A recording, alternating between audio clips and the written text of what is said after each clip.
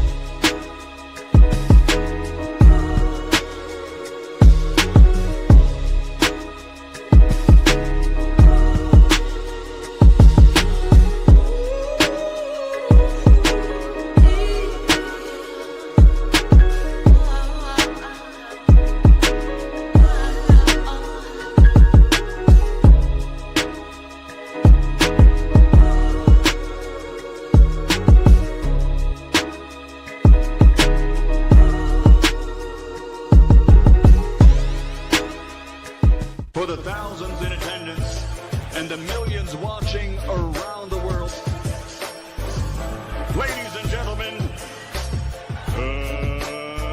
let's get ready to rumble!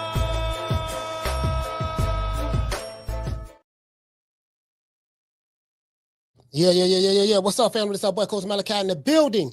We back. True Media Podcast. We back up in this BI, man. True Media Podcast, man. Salute to the family, man. Hope everybody having a pretty good day so far, pretty good Tuesday and stuff like that. You get what I'm saying? Hey man, shout out to Mr. A, shout out to Mr. AGR. Salute to you, brother. And Mr. AGR is in the building. Shout out to Trey. Trey is in the building. Salute to you, fam. Hold on, let me go over here. Let me see what's going on. Let me go over here and see what's up. All right, I got the right one. Sorry about that. I had to make sure my trying to see. Yeah, I had to make sure the volume wasn't peaking or nothing like that. You know what I mean? It looked like my looked like, I don't know what I sound like to you guys, but it just looked like thought it was up a little bit, peaking a little bit. Yeah, man, but salute to the family, man. Hey, look, you know what? Hey, I'm looking very, very forward.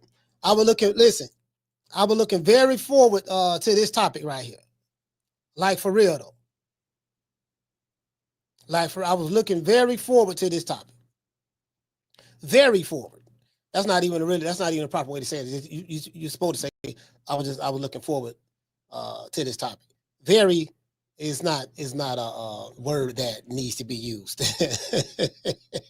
You get what I'm saying? So hey, check it out. Hey, what green eyes? Hey, green eyes. Hey, you already know. The stickiest of the icky. You want to smoke with the old boy Rick James? You get what I'm saying? Yeah, man. Shit. You know it is what it is. Shit. Hey, man.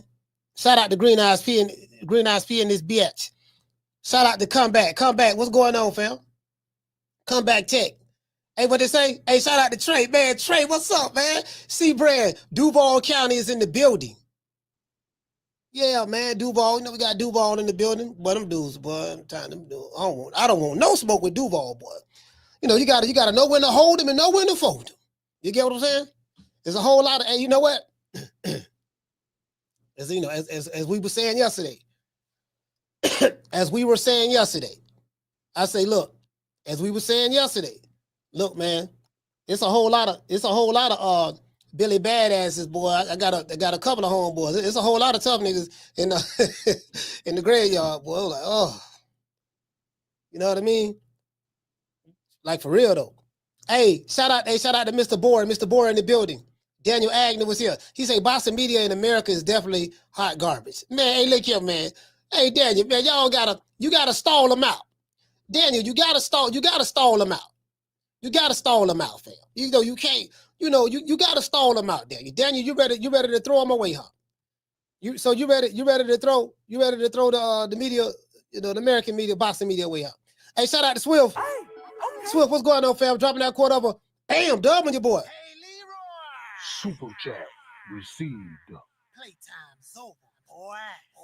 Hey, but they say, fam, boxing, Swift say boxing media ain't ish. Plus, because the fighters and fans ain't ish. And don't demand ish. Yeah, you know what? I understand exactly where you're coming from. I understand it. See, Daniel, you wasn't Swift. You wasn't here yesterday. I understand exactly where you're coming from. We have a new fan base in boxing. That's what I was trying to tell everybody. Say, look, dog, we got a new fan base here. We have a new fan base in boxing. You get what I'm saying? It's a new fan base. You know, it ain't, you know, it's just a new fan base right now. What did he say, boxing? He say boxing media ain't this. You get what I'm saying? You got to understand that too, fam. It's a different fan base here. Different fan base. Down from the bar, there's a platform stage. People pimping, sharp as razor blades. You get what I'm saying? Like it's a different fan base here.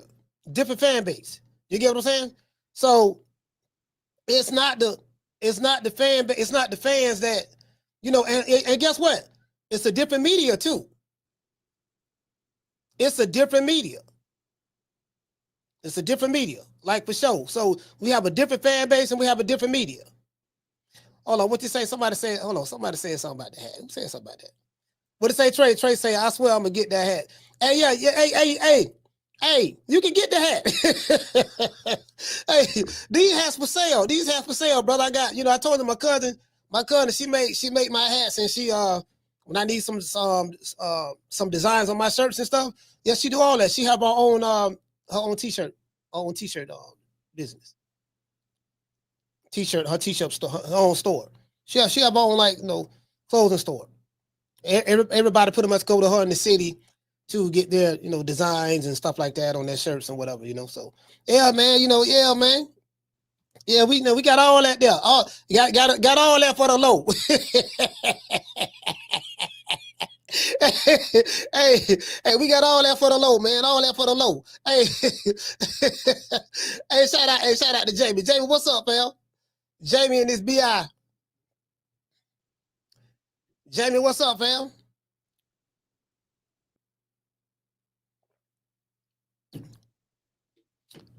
Jamie, what the link read? Hey, Big Mason. Hey, Mason say, oh, look, there go Mason. Mason say the fighters are soft. That's the real. He say that's the issue. No, man. No, I don't say that. Hey, Mason, what you say? The fighters are soft. Why you say that? Mason say, man, these niggas soft, man. What up, Mason say? Mason say, he said niggas like blue blood don't help the situation. Man, hey man, why you hey Mason, hey, why you throw blue under the bus like that? And again, I don't want to throw anybody under the bus. Hey Mason, why you throw the man under the bus like that? Mason just threw the man right up under the bus. Why you did that, fam? You get what I'm saying? Hey Trey, hey Mason. I can't believe it. Mason threw. Hey, shout out to Arnold Brown. What's going on, fam? Hey, Hollow Davis in the building. Shout out to George Evans. Salute, fam. Herb Winston. What's going on, brother? Hey, look here. Hey, the man don't throw blue under the bus. The good brother blue. Man, don't do the man like that. Stall him out. Hey, Mason, stall him out. Hey, Mason, stall him out, fam. You got to stall him out. Stall him out, Debo. Debo, stall him out. You got to stall him out. You know what I mean? Can't be. You get what I'm saying? You know, but y'all cold over here, boy. I ain't gonna lie, boy. Y'all don't even play over here, boy. Anybody can get it. Hey, Mason say too much fake news. Brother. Now, if you say that over there, in Blue Chat, Blue will be arguing with you. Brother, where am I spreading fake news? I tell you what, not so smart guy. I'm gonna drop the link. I don't want nobody but not so smart guy to click the link. You click the link. I got $500 if you can show me where I was spreading fake news at. Show me. If you can show me and prove to me, I got $500. Now click the link. I bet you won't click the link. And I'm like, man, this can't be. And you can't be. Hey, you get what I'm saying? You can't be doing that, baby. True. Hey, shout out to NPR. Yeah, Mason, you can't be doing that, fam. You can't be doing that. And you got to stall them out. You got to stall them out. Hey, you gotta stall them out. Hey, you get what I'm saying? Hey, Mason, you gotta stall them out, fam. That's all I'm saying, bro. Stall the man out. you gotta, you know what I mean? You gotta stall them out. Can't be. Let's give everybody a round of applause. You gotta stall them out, Mason. Man. Come on now. You know what I mean? That's you know what they say. Hold on. We supposed to be brothers, and I'm like, based on what? What the fuck is he like? Hey, motherfuckers be like, man, we supposed to be brothers, and I'm like, based on what, sir? Based on what? Yeah, if a group of lions. Listen, if a group of lions, hey, check this out. If a group of lions, hold on, this is my dentist calling. They probably y'all hold on.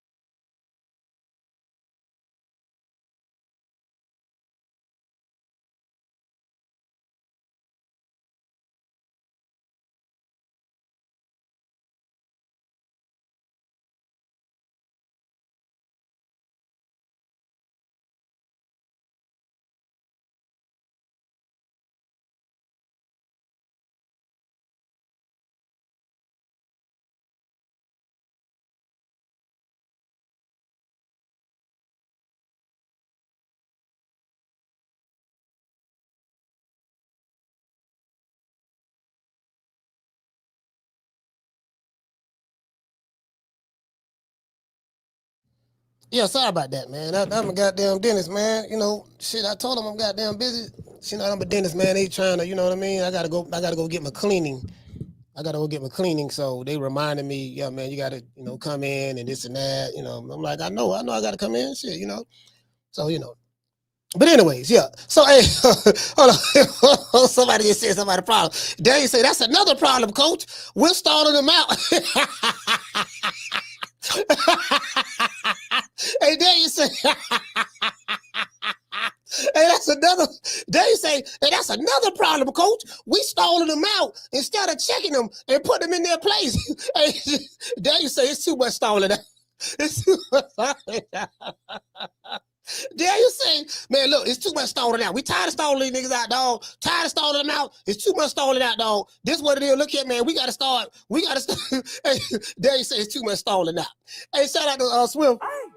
We're dropping that. Bam, dub on your boy. Hey, Leroy. Super chat received. Playtime's over, boy. Hey, Swift say modern fighters misunderstood Floyd. He beat everyone that will fight him and got the bag by making himself undeniable. Media started being bitches, doing Floyd's ring on top, trying to smudge his name and resume. Oh, you know what? Yeah, and you know what? That's the crazy part about it, right? Because I think we was talking about this last week. People was talking about Floyd. We fought on the Floyd blueprint, and Floyd say, legacy, I can't pay my bills with legacy. I can't eat belts and all that stuff there. And these young fighters who be saying that dumb ass shit, I say, y'all listen to Floyd is the same guy who the reason why we're talking about him is because of the legacy defining fights that he's had. And every time you talk to Floyd, he always talk about how many belts he won, the titles he won, and all that stuff there. So every time you talk to him, he brag about his accomplishments, his legacy fights, the Ricky Hattons, the De La Hoyas, the Manny Pacquiao's, and even the clown show, the Conor McGregor fight or whatever. He's always bragging about his accomplishments and what he's done and stuff like that. His legacy is what we talk about. Oh yeah, man, who he fought and how he beat him and this and that and the circumstance. Like that's what we talk about. So, bro, the media. Hold on. Shakur Stevenson right about something though. He right. True. He right. He right about something. He right about something. You know what I'm saying? He's right about something. Listen, a fighter who have legacy, A fighter whose a legacy is already established, and Floyd Mayweather. And the new nigga saying we finna do what Floyd do. How you gonna do it? Nigga, when you ain't popular. Like you walk outside of a boxing gym and walk down the street outside of a boxing environment, and motherfucker won't even know who you is. Hell, even if you walk in certain boxing environments, they won't know who you is. You ain't gonna never accomplish what Floyd accomplished. Trying to do it the way he did it. In the era and time that he did it in. You won't do that. You'd have had to put the work in that he's done and have those signature fights, and then the hope, you get what I'm saying? You know, and then the hope that a motherfucker be interested in watching you or something of that sort. Because these dudes ain't got no charisma or nothing. They don't know how to build a brand. They don't know how to talk. You get what I'm saying? I'm saying for the most part. So, you know. Nigga, please.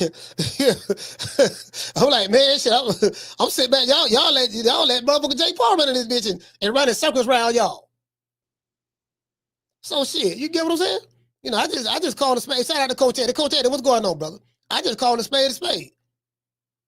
Anyways, yeah, so yeah, these do be saying some clown shit. You know what I mean? They be saying some, hey, listen, Markevion, salute to you, brother. They be saying some clown shit, bro. They be saying some clown shit like, yeah, man, you know, you get what I'm saying? Yeah, dog, we finna, you know what I mean? We finna do the Floyd blueprint. We finna do the green print. Finna do the green print. How? Where's your crossover fight that's gonna take you to that side? That was, you totally forgot about that, huh? Where's your Oscar De La Hoya?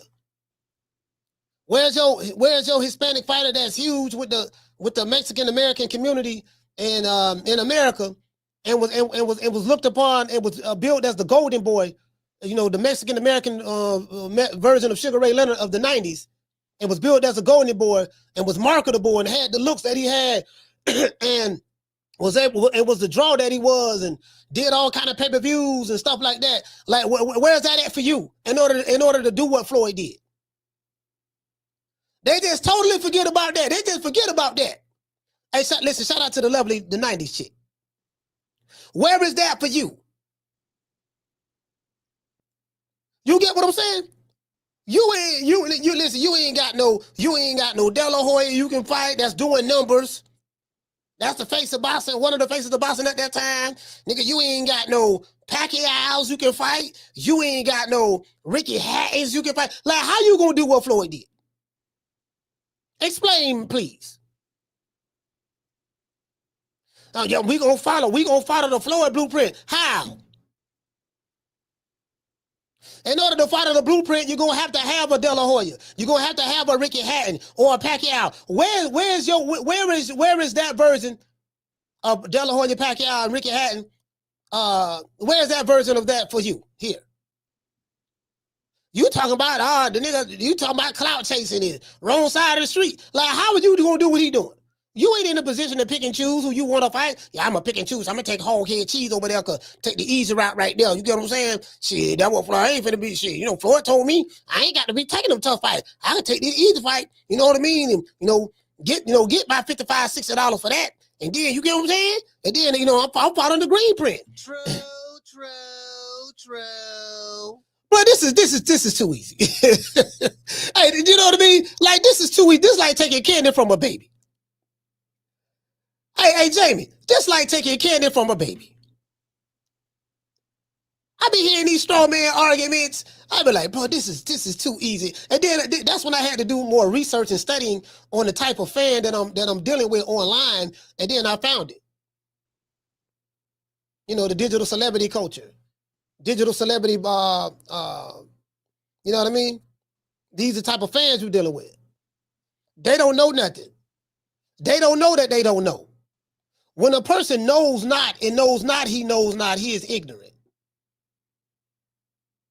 You can't tell him he don't know.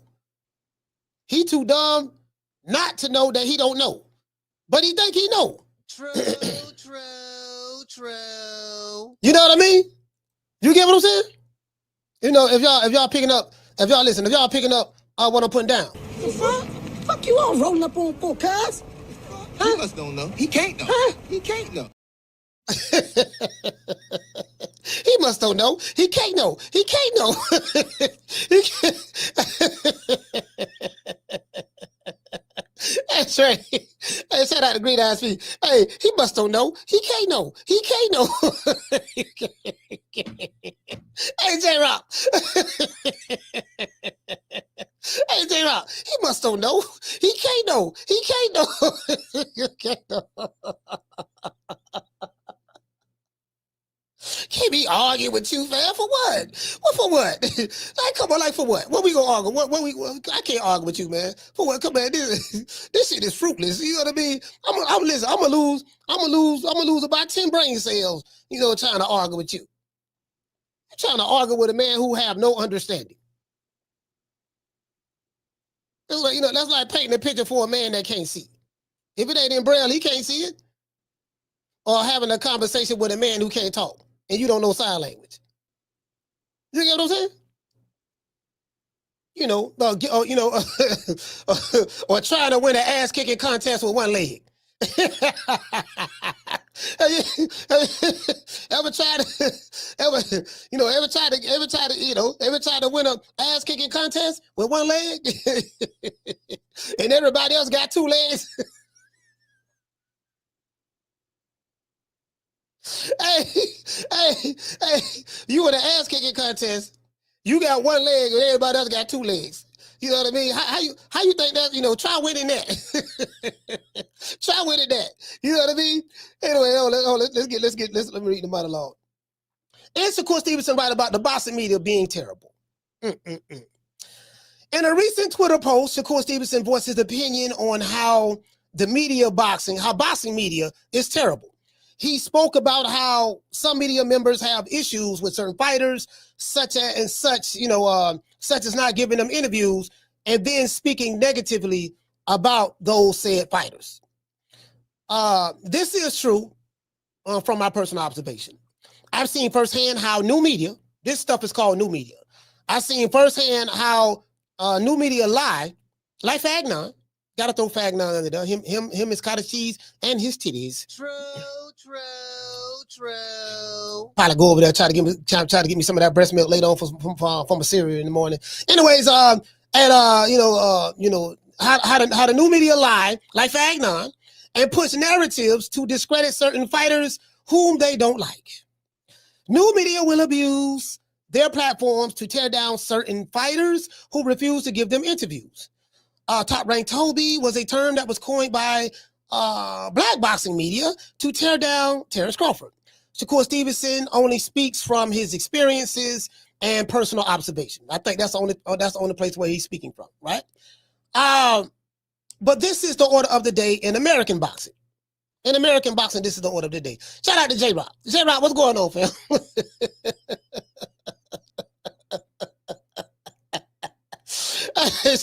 The J-Rock. J-Rock, what's up, man? See J-Rock over there, man. Hey, D4L. I bet you can't do it like me. Every time I see that. Hey, man, every time I see your name, bro, that's what I be thinking about, boy. D4L, my nigga, what's going on, fam? Hey, anyway, somebody say, Blue Blood. Hey, man, stall him out, man. Stall him out, Mo. Hey, Mo. Hey, hold on. I said stall him out. Daniel say, that's the problem, coach. It's too much stalling out. hey, Daniel say, see, that's the problem, see? You know, it's too much stalling out. We got to stop stalling these niggas out, and we got to start putting down, because this the problem, see? You want to stall. Stalling out is over with. This is a full court press right here. We stepping. You get what I'm saying? But anyways, I'm assuming that Shakur is only speaking from his personal experiences and his personal observation. But this is the order of the day in American boxing. I always talk to fighters who want nothing to do with the boxing media, and I completely understand why. Today's boxing media, better known as new media, lacks professionalism. It's the same way with media in general, though, right? Whether it's legacy media or old media, it's the same. I'm talking about, especially in today's time. I be seeing all kind of crazy stuff with legacy media now. The days of Howard Cosell, Jim Lampley is still here, but the days of Howard Cosell, is Jim Lampley still here? Yeah, I think Jim Lampley's still here. The days of Howard Cosell, Jim Lampley, Sal Marchiano, Alex Wallau, Marv Albert, Al Bernstein, you know, and Don Dunphy, and what's the other guy named Gil Clancy. Those days are gone. Y'all remember those media members, right? Now we still have Steve Kim, my guy. We still have Max Kellerman, the great Max Kellerman. We still have Dan Rayfield, and we have Mike Carpenter. And we also got Teddy Atlas. We got Teddy. Teddy, jail for me, yeah. Jail, dum diddy. So we got Teddy, right? We got Teddy. You see what I'm saying? But the boxing media as a whole has gotten worse. Some say that social media has ruined the sport of boxing. True.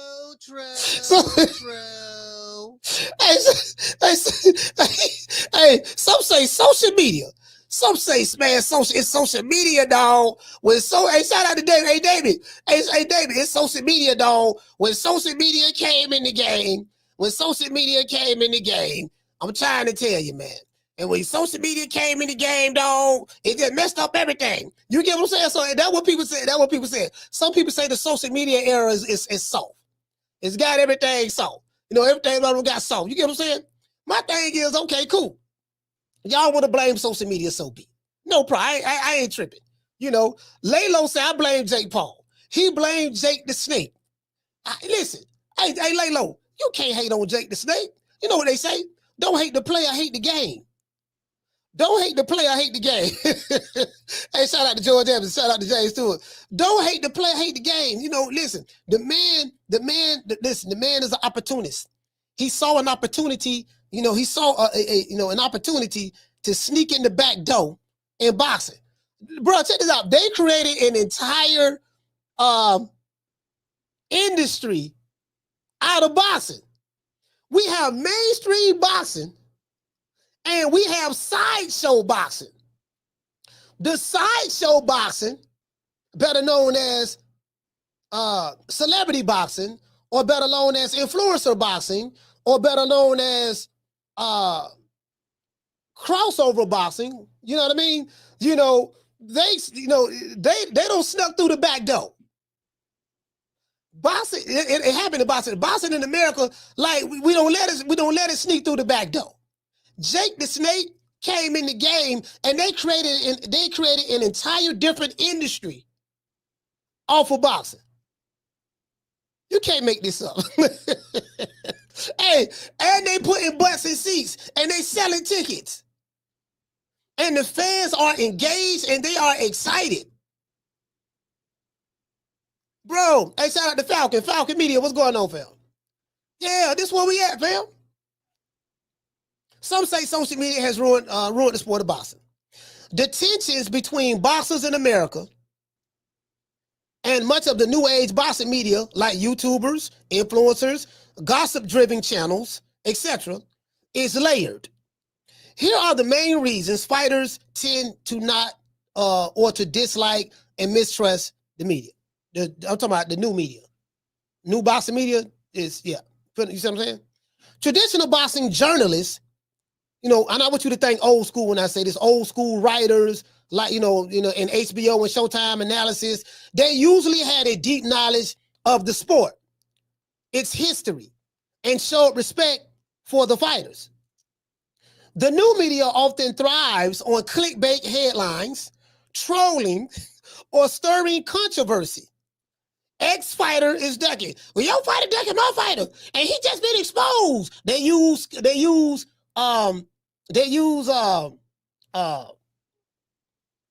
words like that to entice incitement. You get what I'm saying? Curiosity headline. Overrated. He overrated. You get what I'm saying? And all that stuff there, right? Which can come off as disrespectful to the sacrifices that boxers make. Fighters train their whole lives mastering the sweet science.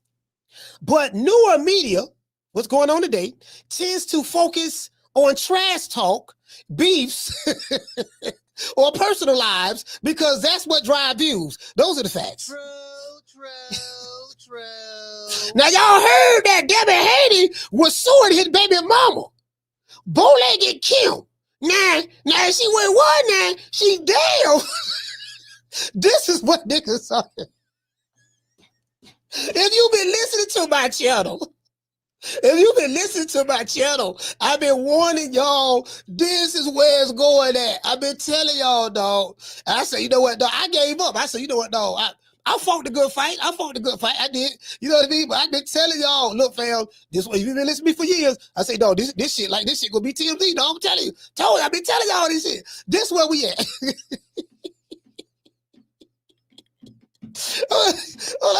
Hey, shout out to the Dick and Nita show. I'm telling you, fam. I'm telling you. I got receipts. I can go back years. I got receipts what I've been saying. I say, man, this shit right here, man. Telling you, dog. Telling you this what I see it. Because I've been studying it. You get what I'm saying? I've been studying it. So fighters train their whole lives mastering the sweet science, but newer media tends not to focus on that. What new media focus on? They focus on trash talk, beef. Take no like Devin Haney. Morale.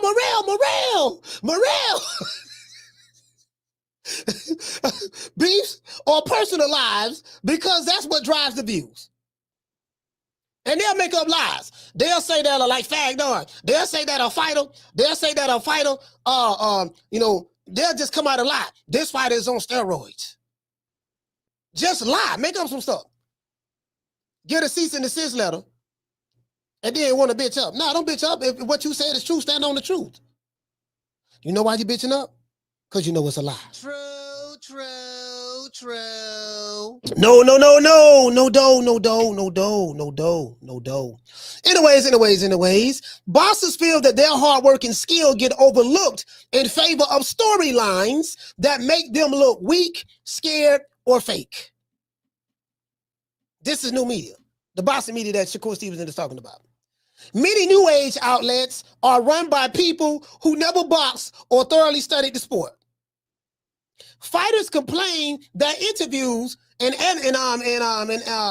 analysis and analysts are often filled with basic errors, casual disrespect, or fanboy narratives instead of honest technical and strategic breakdowns. Now I told y'all, you can't talk to these dudes like these dudes don't know what a check left hook is. They don't know what parrying is. They don't know how to measure the distance and range. They don't know what a feint is. You get what I'm saying? They don't know what a bolo punch is. They don't know none of that.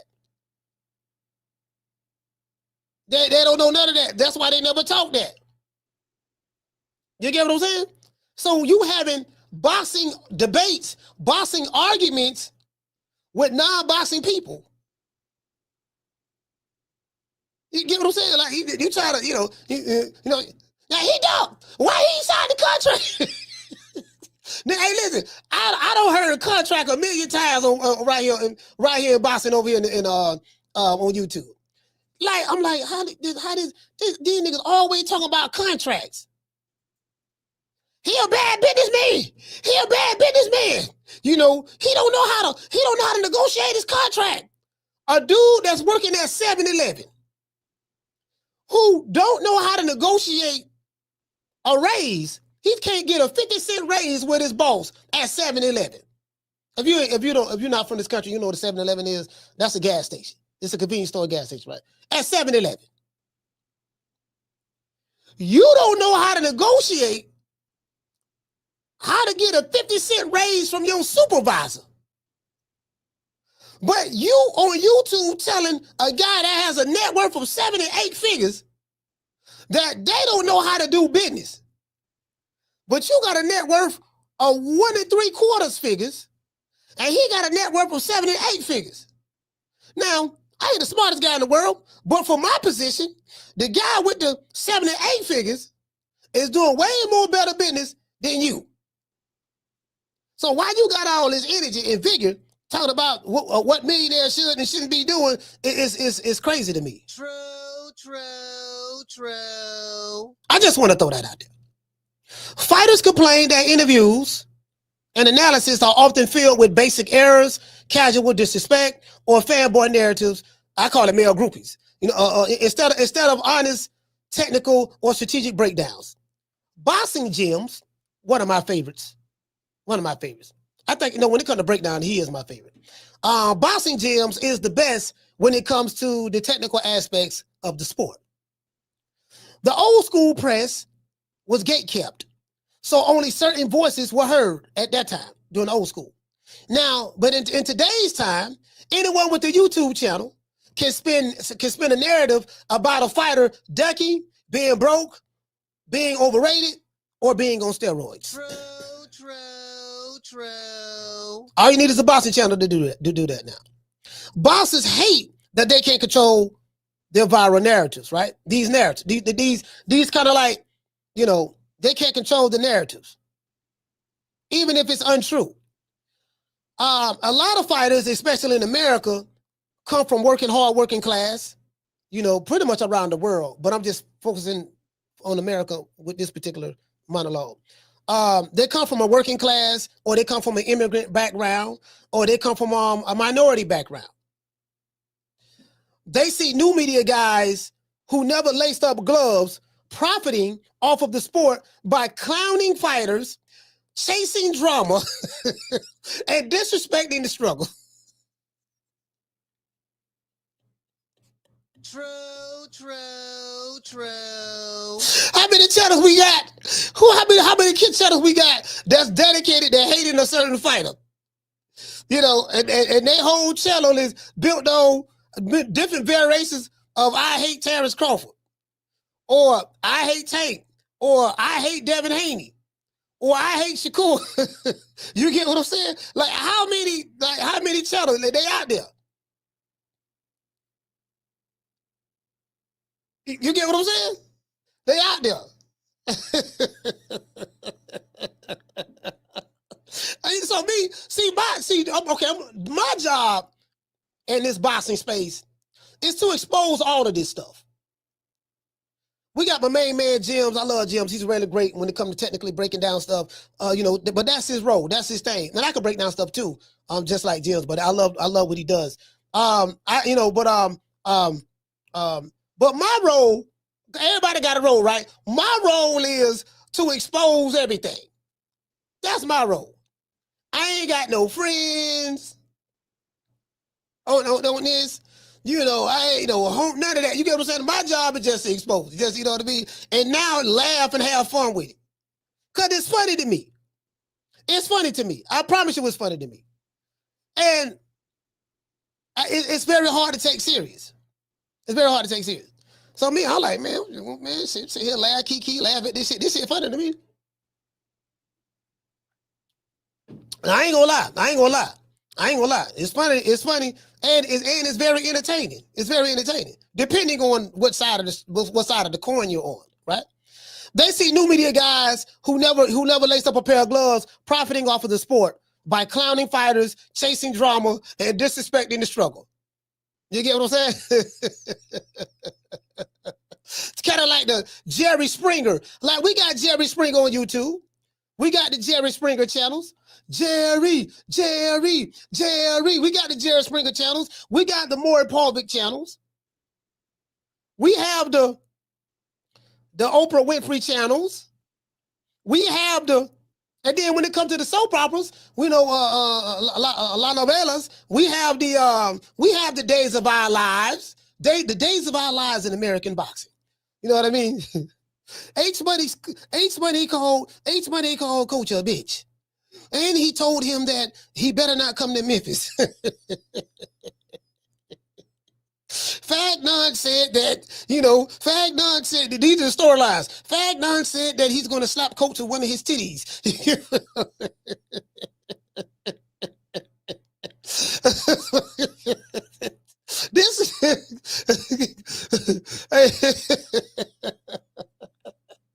That was a low blow. That was a low blow. Yeah, that was a low blow. You know what I mean? I just couldn't resist. Hey, I couldn't resist.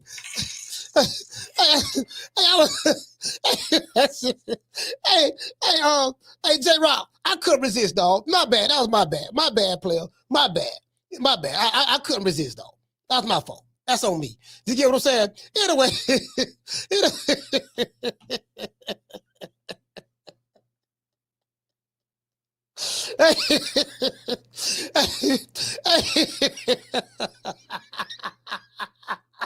Hey, J-Rock.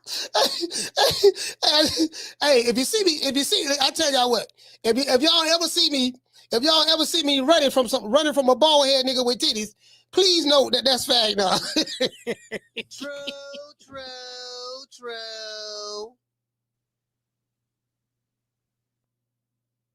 God damn, what coach running? Why coach running? That who that bald head dude here with titties? All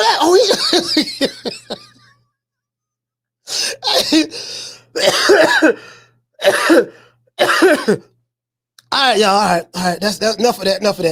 Anyways, right? In short, a lot of these bosses right now, I think this is what Shakur talking about. In short, fighters dislike the new age boxing media because it often values clicks over respect, drama over skill, and influencers over professionalism. Now, this is the meat and potatoes. This is my opening monologue because I done my research on this, right? I done my research on this. You get what I'm saying? This is the meat and potatoes of it right here. In short, the main reason why fighters of today don't like the new age boxing media is because it often values clicks over respect. Those are facts. True. They often value drama over skill. Those are facts. True. And influencers over professionalism.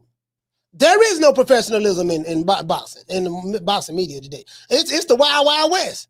Fuck you, drop the addy, I got shooters, nigga, I'm gonna slap you when I see you, and when I see you, I change my mind. I got, drop the addy, don't you better not come to the fight. Come to Chicago, come to Memphis, like that's boxing media in a nutshell in America. That's it. That's it. That's it. That's all it is. That's all it is. Hey,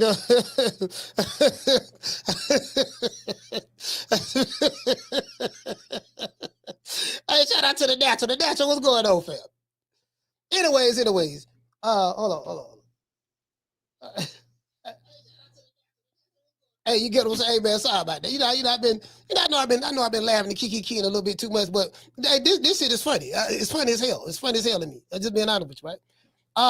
But in short, for the most part, fighters dislike the new age boxing media because it often values clicks over respect, drama over skill, and influences over professionalism. And it values, they like to lie. They come up with clickbait a lot. It strips away the nobility of boxing and makes them feel like props in someone else's entertainment hustle. You know what I mean? So, it kind of make them feel, it does kind of lose its nobility. You get what I'm saying? So the inmates is running the yard right now. Respect versus clicks. Let's do a comparison. Respect versus clicks. This is the new media, right? Old media focus on skill, history, and fundamental analysis. New media focuses on gossip, drama, clickbait headlines. True.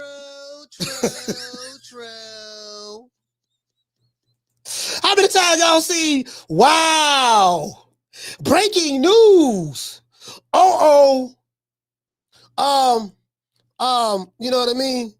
Unbelievable. And I told y'all, I'm a copywriter, a professional copywriter.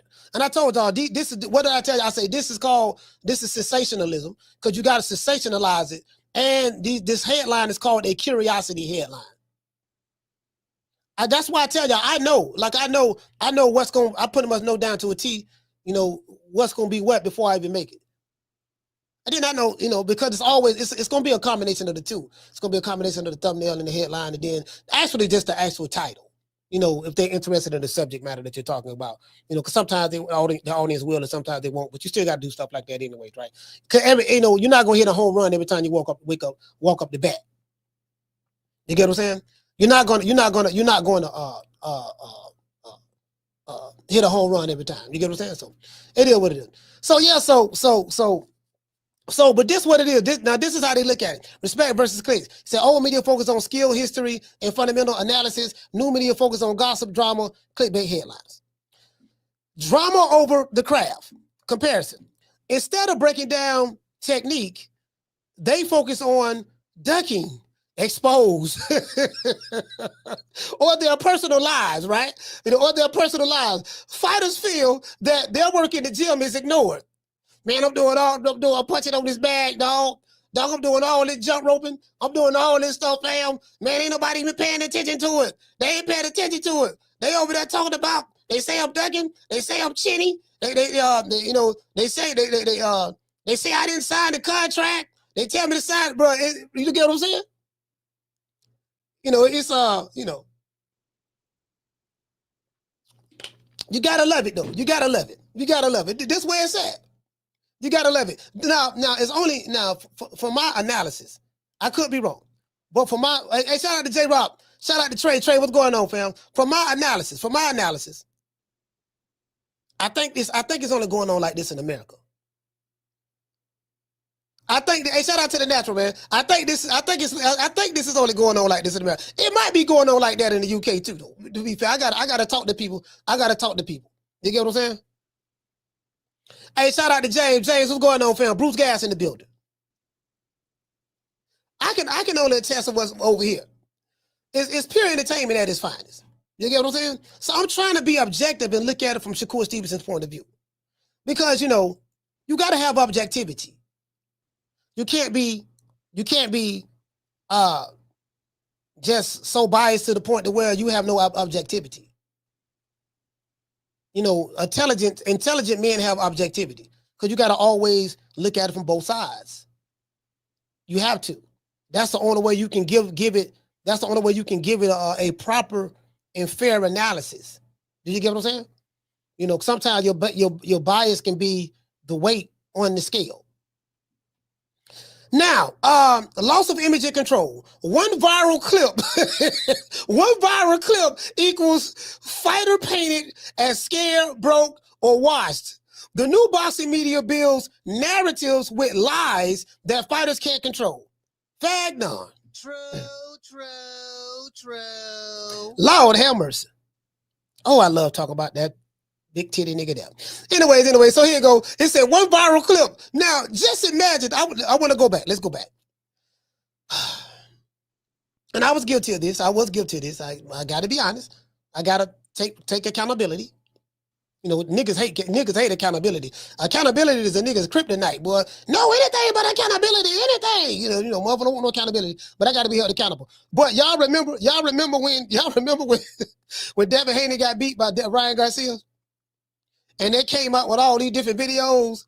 Bro, we used to play the video over here. They didn't think that I would win, but I won. They didn't think that I could win, but I won. They kept showing that. They just kept showing that over and over. Bro, just imagine how Devin Haney felt. Can you imagine, bro, how Devin Haney felt? I mean, Ryan Garcia cheated him. But just imagine, bro, all you seen on YouTube, Twitter, and some TikTok was, was that right there. Just imagine how, because Devin Haney and Bill, they was quiet. They didn't say nothing for like damn near 10 months. Not 10 months, but by 7 months. They didn't say they was quiet for like 7 months. Bro, just imagine how he felt. Do you get what I'm saying? We gotta put ourselves in Devin Haney's shoes. Just imagine, okay, if you're a Devin Haney fan, matter of fact, now we're gonna play the clip because I wanna try to evoke emotion. One viral clip. The new boxing media will build narratives with lies that fighters can't control. Cultural divide. Many fighters come from working class or tough backgrounds. They see outsiders who never laced up a pair of gloves clowning them for views. True.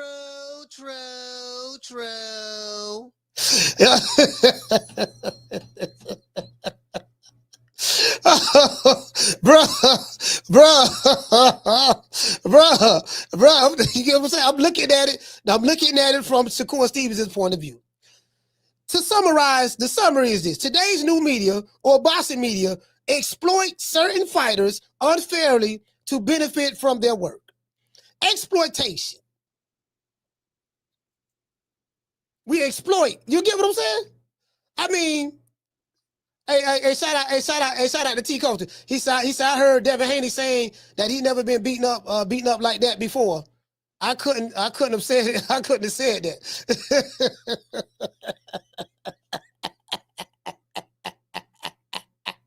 Hey, shout out to KT.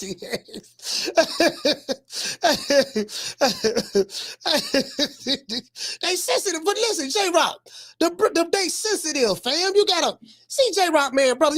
Brother, I'm just asking you, to have a little sensitivity, in your heart when it comes to this subject matter. That's all I'm saying, brother. You gotta have a little sensitivity. That's all I'm saying. Y'all remember that song by Rap Transvan? Sensitivity? Look here, baby. Don't even waste your tears on that insensitive man. You get what I'm saying? In rap telling what you need someone who really loves you, who really cares about you, who gon', you know what I mean? He telling you all that, right? You can't be singing that song right there to these chicks in 2025. True.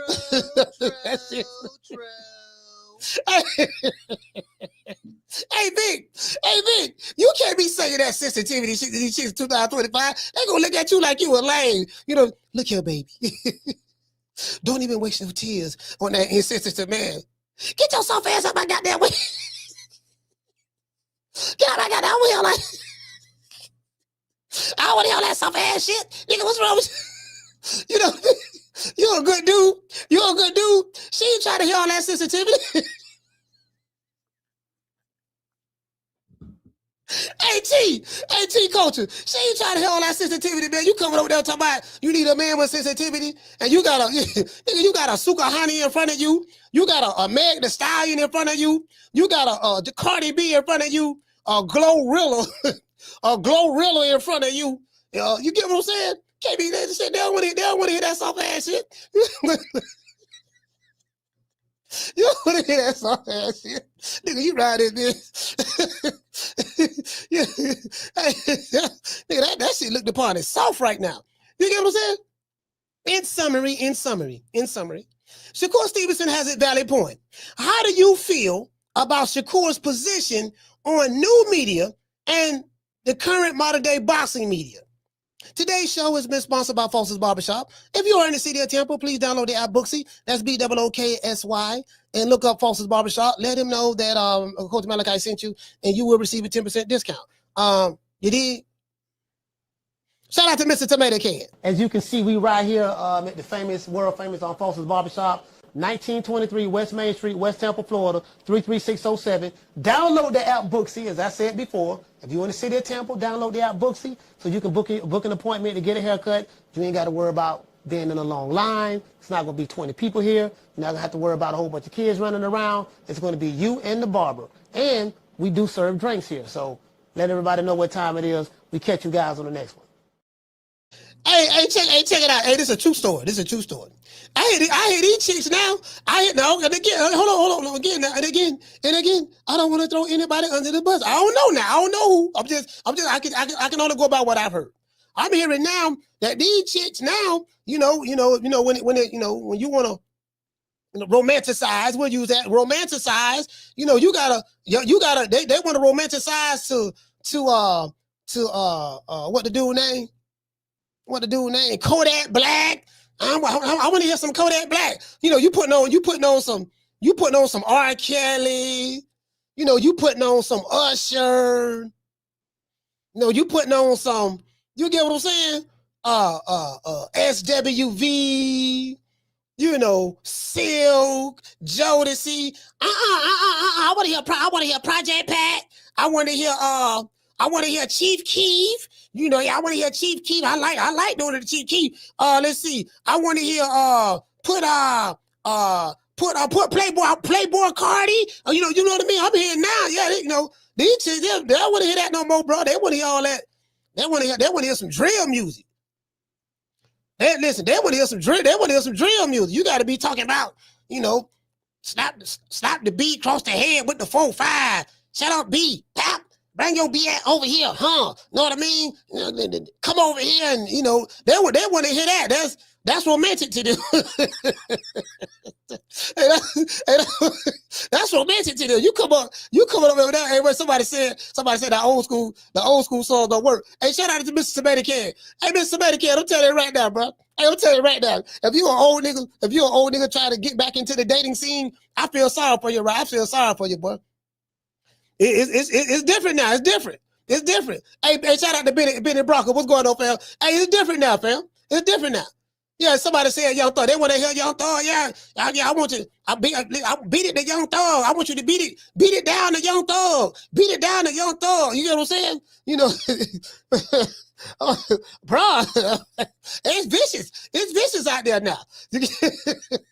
Nigga can't come. Hey, bro, it's vicious out there now, boy. I'm trying to tell you. Yeah, man, them days is over with. Them days over with, bro. I'm telling you right now. Whoever the hottest rap is, that's what they want. They want that. Hey, Trey says, jagged edge don't work no more. Nah, jagged edge over with. Them jagged edge days over with. Yeah, hey, Trey, them jagged edge days is over with. Yeah, they don't want jagged edge no more. Jagged edge, Jody C. Silk, you get what I'm saying? Donnell Jones, Erica Bot, yeah, all that, yeah. Maxwell. Yeah, that's over with. Them days, these chicks and dudes today, they don't want none of that. They don't want none of that. No, they don't want none of that. Yeah, 112, that's over with. Hey, he said no more pieces. Hey, shout out to Falcon. He say no more pieces of cream. Yeah, the pieces of cream days over with. Where Falcon at? Where he at? Damn. Where he at? Damn. Hey, there you go. He said no more pieces of cream. Yeah, the pieces of cream days over with. That's over with. Yeah, that's over. No Drew Hill. Yeah, that's over with. That's over with. Hey, that's over with. You know what I mean? That's over with there. Yeah, you know what I mean? They want to. My lab boyfriend drop kicked me. He drop kicked me. You know what I mean? If you really love me, why you don't hit me? Why you don't hit me across the head? Hit me across the head with the elbow. My last boyfriend bust my nose with his forearm. Why you ain't doing that? I'm like, oh yeah, that's what you got to deal with right there. You got to deal with that right there. I'm chasing the bag. I'm chasing the bag. How you chasing the bag and you living in the projects? True. How you chasing the bag and you living in the projects? Bro, like, you know what? If all of y'all was chasing the bag like you said you were chasing, why y'all living in the projects? Why you living in public housing? You get what I'm saying? That's all I'm saying. That's all I'm saying. Anyway, it is what it is, man. Before we get into the show, we got to say all praises due. To who? The Most High, the Most Exalted, the greatest human being on the planet Earth. And I say that sarcastically, Mr. Al Heyman. Well, I guess I got to be like everybody else and sing Al Heyman. I can quit my job now, baby. 6 figures, baby. You feel me? But a name. Do you have a name? Oh, nah, I ain't got no name, Name them names, man. They know who they is. Name them names, please. The names need to be named. They know who they is. The Mexican monster. Hey, and then you got the modern chick that Kevin Samuels is talking about. They talking about, yeah, I'm independent. I got my own money. I don't need no man for nothing. And then they're like, well, chivalry is dead. The men don't come talk to us no more like they used to. I don't know. It got to be confusing right now. It got to be confusing. Then you got that mixed with the code and what the code is, what's on code, what's off code. Bro, it sounds like everybody confused. Sound like everybody confused. Nigga, please. That's what it sounds like. That's what it sounds like. Man, look here, man. The modern, okay, you're a boss chick. I see all these boss chicks, all these broke boss chicks. We need to bury that term too. All these broke boss chicks. You a boss chick because you got some long ass Boquisha eyelashes. You got the lace front on. You got a bootleg Birkin bag. The outfit you bought just the wear for the video shoot. For the video you shoot. You gonna take it back as soon as you finish shooting that video. If you upload it to Instagram, you taking that shit, you taking that dress right back. And I'm like, fam, come on. Then you got all these fake balling ass niggas. He think because he in the club, he done bought 2 or 3 bottles. He done bought some Fugazi jewelry from what they call it, Benny the Jeweler. He bought some Fugazi jewelry from Benny the Fooler. You get what I'm saying? Benny the Fooler done sold him some fake ice.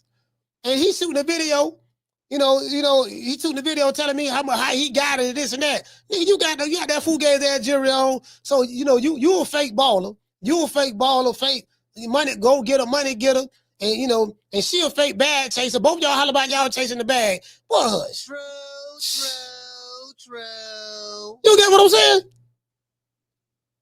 You get what I'm saying? We already know the rappers been faking. The rappers been faking. We know they got prop money in video. Yeah, we got the prop money dog. And nigga, he don't sign the deal yesterday. Today he a millionaire. Yeah, nigga, I just signed the deal. Okay, what that mean? Yeah, he in the video. They don't give him the white man sitting right. You don't see the white dude. Hey, Shotgun. Hey, Mr. Shotgun, look, Uzi. Hey, look here, buddy. Here you go. Here goes your prop money right here. We got here. This is 50,000. This is 100,000 prop money right here. So he's sitting there like this here. Because you don't know if the money real or not. You can't tell. You really don't know by watching the video. But they listen. You can buy prop money from Amazon. I'll tell you that right now. Go on Amazon, look up prop money. They got some prop money you can buy. But you want to. They won't be able to tell the difference in the video as long as you don't get too close to it. Now, you get the camera close to it, you can be able to tell. But it's going to be kind of blurred out anyways because they got the blur effect in these videos. So, yeah, so that's what they doing. That's what they doing. These niggas flogging. They got the fly. They taking flogging to a whole nother level. They flogging hard now. We got bad bitches chasing bags. This dude here, both of them broke. She broke and he broke. Both of them broke, but they going broker trying to impress people who they don't know to get them to think that they got it. You get what I'm saying? Don't nobody want to be theyself. That's what I'm trying to say. Don't nobody want to be theyself. Hey, Cool Boy Curry said. Where he at? He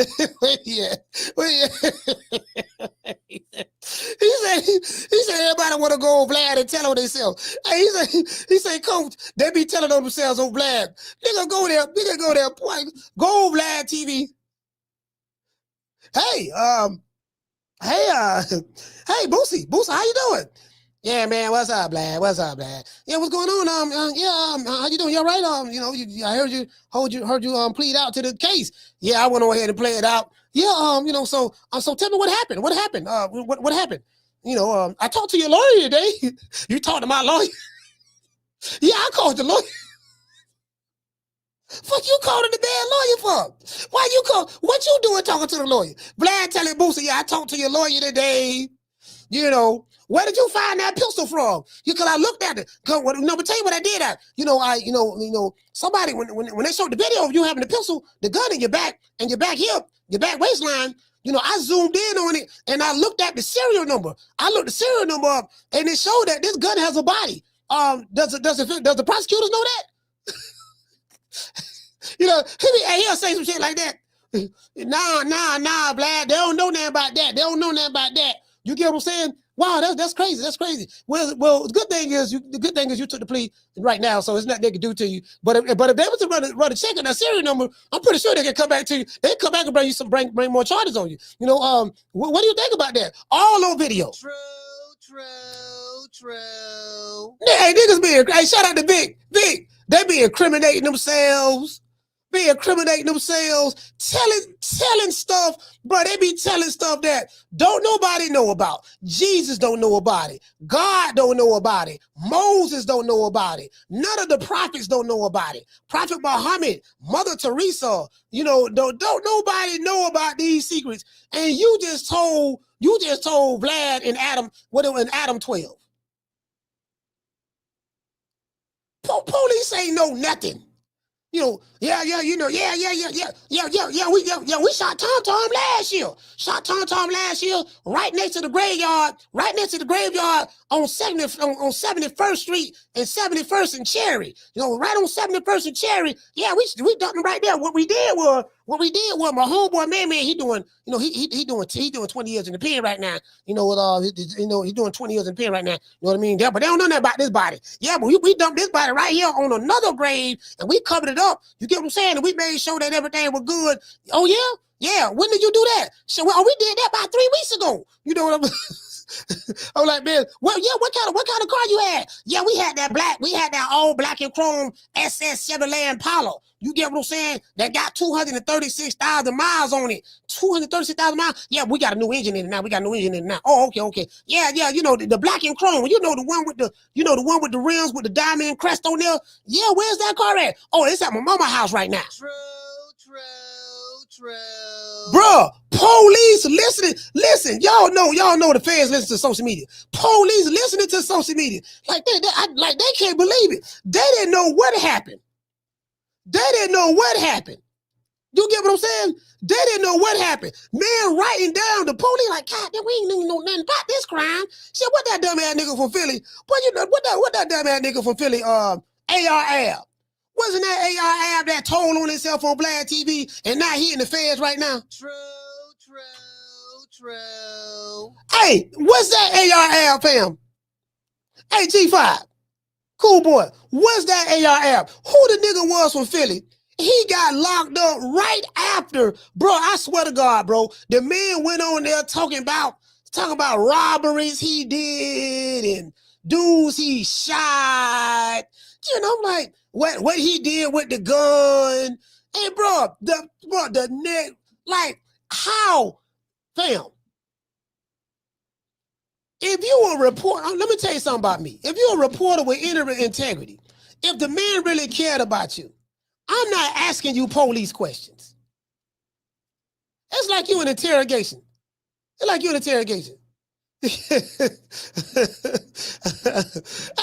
like you in interrogation. Bro, like, I'm not gonna be asking you these questions. Like, you get what I'm saying? I'm not gonna be asking you I see that you they say it was a shooting, you know, somebody that was affiliated with you. Do you know anything about that? But it's just bro, the man be asking these and dudes be answering the questions. I'm like, what is it about Vlad that got these dudes they be confessing their sins to him? They be confessing their sins. Like, what? Like, I'm saying, you get what I'm saying? Whack 100 another one. Whack me now. Are you saying that John was the one that planted the gun in the car? Or Steven was the one that planted the gun? Which one are you saying it was again? And then Vlad, then Whacker sit back. Man, these niggas, man. Bruh, fam. True. Fam. The media, the media, T-Coach, listen here, fam. How? Then what the other nigga name? Hey, what you say? The aircraft said, what you say? He said Keefy D. Keefy D another one. The man is literally in jail because he couldn't stop talking on Vlad TV. True. Shout out to the aircraft carrier. The man, Keefy D got away with murder. But he couldn't stop talking. He he was in the car allegedly when Tupac got killed and stuff like that. The man literally, fam, like the feds didn't know nothing. We were trying to crack the case. Wait a minute. Hey, Special Agent Mark. Yeah, what's up, John? Hey, look here, man. Have you looked at Black TV lately? No, what's going on? Yeah, we're trying to solve this murder case of Tupac Shakur, and look like Keefy D. This guy's telling everything. He is. Let me see what he said. Yeah, see, what happened was, see, my cousin was the one. I'm the one who gave him the gun, and we had hollow points in there. The hollow points came from me. I bought the hollow points at the Compton swap meet. That's why I bought the hollow points from a Chinese dude named Jay Ling. You get what I'm saying? He's still alive. He lived at 4907 13th Avenue. You know what I mean? Or he lived over there. So in a green and purple house. Like very descriptive. I'm like, God, the pet. Okay, let's go arrest this nigga, man. True. We ain't know none of that. And then, as I said before, these niggas talking about cold. Then we got thugger. We got cross-dressing thugger. Thugger, you see this video? I don't want no smoke. I don't want no smoke with you. I don't want no smoke with you. You cross-dressers. I don't. Anyways, to each his own. But however, the police tell this dude, you have a right to the detectives in the interrogation room. You have a right to remain silent. Anything you say can and will be used against you in the court of law. You do know that, right? You do know you don't have to talk to us. Yeah, I know I ain't got to talk, but I want to talk. Matter of fact, before I talk, I need me a pizza. Go get me a Sprite. I like pizza and Sprite. You ain't got no lean, do you? Okay, you got no lean, don't worry about it. You know, I'm pizza and Sprite. You know what I mean? And there's another thing too. Here go my phone number. Young Thug, aka Thugger. 407-993-8271. Call me anytime you want to know something else. Make sure you call me. True.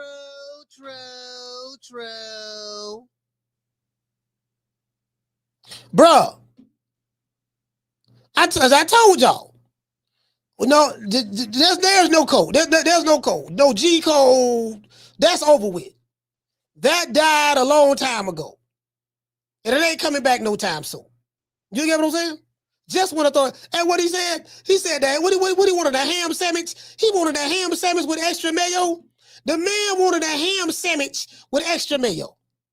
This nigga told for a ham sandwich. True.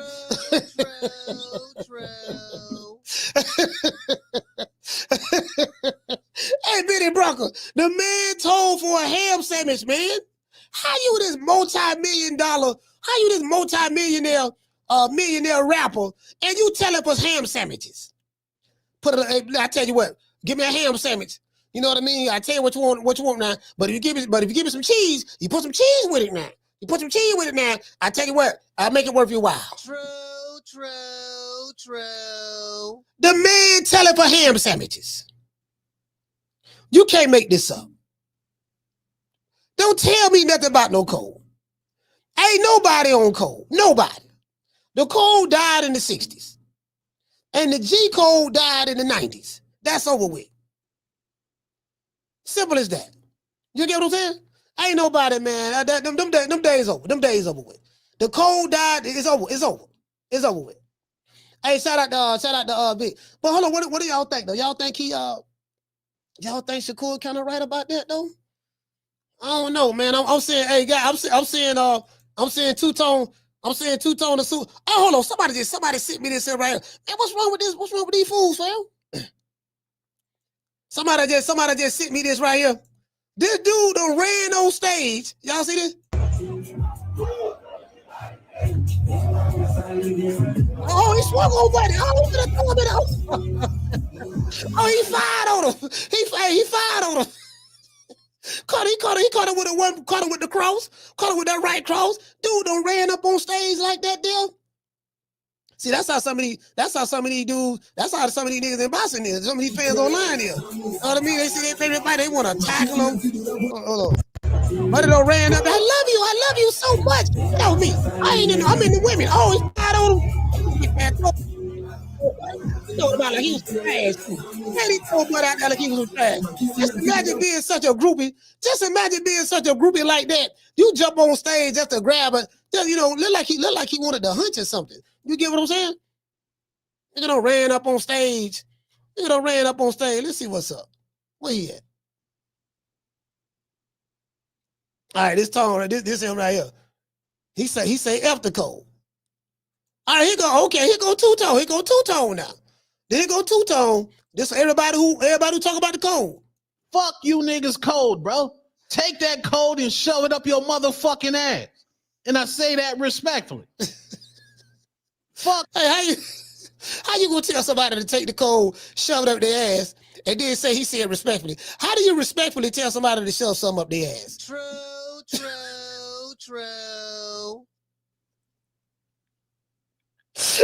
Hey, Benny, that's a valid question. That's a valid question. How do you respectfully tell somebody to shove something up their ass? True. You know, I ain't got but a GED. But I have a master's degree in common sense. Just asking the question. That's all. Let's go right here. Let's hear it again. Fuck you niggas code, bro. Take that code and shove it up your motherfucking ass. And I say that respectfully. So he talking about, you know what I mean? And then, you know, I'm finna see what's up. And I told y'all, Nigel felt how he felt about, he felt like he going through double standards as it relate to fighters, you know, calling them a sellout and stuff like that based on who he interviewed. There is this like notion from fighters. There's a notion from fighters that they feel like because and they only do it to black media. Let's talk. They don't do that to everybody. They only do it to the black media outlets. Yo, I gave you an interview and you interviewing my ops. I'm mad at you. Naj, that's messed up. So when so there's a war going on right now. I'm here to report the news. Hi guys, my name is Coach Malachi. I represent for True Media Podcast, and I'm here right now. I'm on the scene right now, and there seems to be some kind of digital war going on between boxers and media, black media outlets. Listen, hey Shakur, how you doing? Yeah, man, Coach, I really don't fuck with you, dog. You know what I mean? You's a bitch ass nigga for real. I'm a bitch ass nigga. Why would you say something like that, Shakur? I mean, am I a bitch ass nigga for real? Yeah, but anyways, yeah, man. Yeah, man, the thing is, see, the media, they be taking, you know, like the stuff they be doing, bro, like they just ain't right, man. They be saying all kind of crazy stuff, disrespecting us, dog. You get what I'm saying? They dudes don't know, you know, it's okay to not like a fighter, but man, they be taking it too far, and they just be making up lies and stuff like that. And because I won't give them an interview, oh, all right, Shakur, okay, all right, I understand. And then you interview the other dude over there. Yeah, nigga, fuck Shakur, can't about no goddamn fuck Shakur. And then what it is? Yeah, that's right. You know, my fighter tank. You know, why you ducking the smoke? Why you duck down? So you know, you got Shakur over here, and then you got the body. You got the body. These niggas be having so much energy too. Yeah, nigga, why you did such and such? Yeah, that's what I said. You know, and you better not come to Memphis and all this stuff down. It's like, man. True.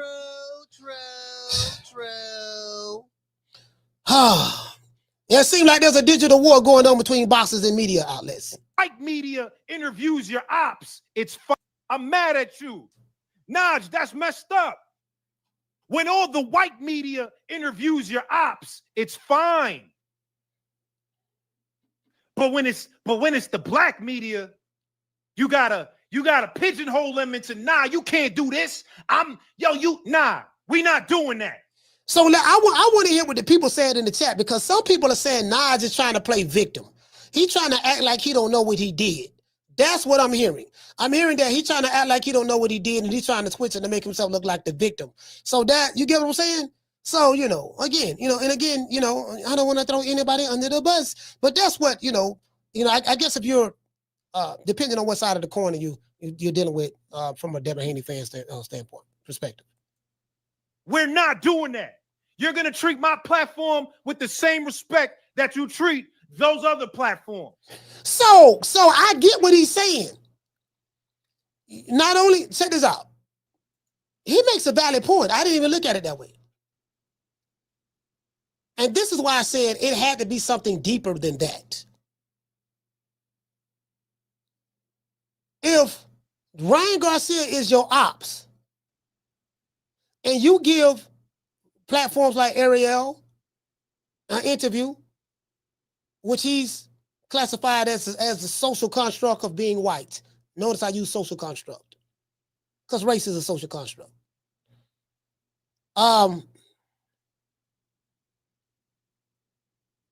Nigel Cigar Talk is black. You gave him an interview. If Ariel or any of those white outlets like Mike Coppinger and stuff who you gave interviews to, if they interview Ryan Garcia, would Devin Haney turn around and say that Mike Coppinger is a sellout? Or, well, of course, he ain't the same ethnicity as Devin, but, race is Devin, but that's neither here nor there. But would he say that? So why is it when the black man does it, the black fighter has a problem with the black man interviewing one of his ops in Ryan Garcia? But if the same white man who you interview your ops in Ryan Garcia, you ain't got nothing to say. So Nigel is saying that Devin Haney is using a double standard. You don't hold, and so that's why I say it must have been something else outside of this. I'm thinking maybe they had a really, really good understanding or relationship prior, and Devin probably shared some things with him. I don't know. And he probably thought, because they probably came at him with the brother man talk. See, the brother man talk is how they get up on you too. Yeah, brother, what we got to do, brother. See, I saw what you went through and all that stuff there. See, the brother man talk, you got to get by the first layer of defense. The first layer of defense is the brother man talk. So once you get past the brother man talk, then you can. So I'm thinking that maybe they had some kind of, maybe there was an understanding with Devin that they had some kind of understanding or kinship or bondship over Devin allowing Najee to interview him. Because they showed up ain't going. Now he make a valid point though. He make a valid point. He make a valid point on that. Again, I don't know him, but he make a valid point. That's what it is. Because I'm a black media, now I got to be held to a standard where you pigeonhole me and put me in I'm a street media. Now my ops is your ops now. No, y'all don't do that to the white media. Now that's what LDBC do. Now LDBC that's what they do. Your ops is my ops. If somebody in the group don't like you, can't nobody else like you. Right now, we ride for Dev. It's about Devin, Debo Dev. Anybody got something to say about Dev, we gonna come together and attack. You know who the media outlets are. It ain't just them, it's some other ones. I ain't gonna mention their names. But you know who they are. You know who the certain, because you could tell just the conviction by how they defend their fighter. And their content is always one-sided when it comes to their fighter. So you already know what it is. You know who's who. You get what I'm saying? But I mean, that's just what it is. But so I'm assuming maybe that's the understanding that Devin had with this guy. Don't. And it's not right. I'm talking to the fighters. That's not right. So let's see what the people say. Because we do it for the people, by the people, because we come from the people.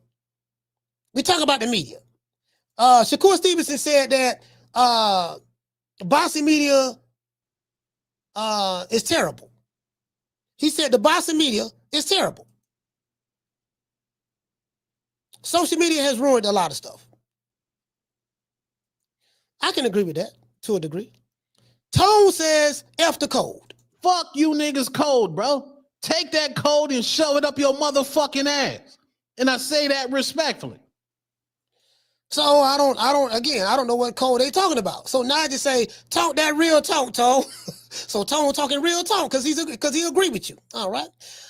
Fresh on Cruz, she said, well, some media is very selective. That's true. And who they choose to interview. Boxing has become a place where you can make up, I guess you're trying to say make up things, and be whoever you want, and people believe it. LOL. Like, who really has ops in boxing? Less than 15% have real beef. It's mostly cap. Well, I don't know about the percentages, but yeah, I ain't seen no beef. There's no ops in boxing.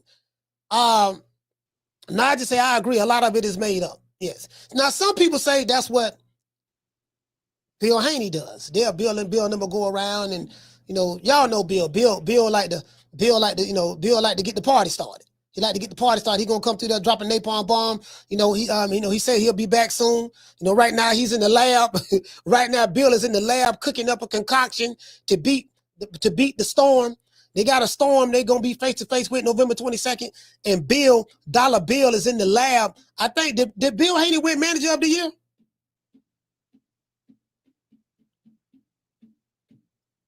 Hey, did Bill Haney make Manager of the Year, y'all? I'm not sure. Shout out to Nebraska Rod. I think he got. Vic said no. Are you sure?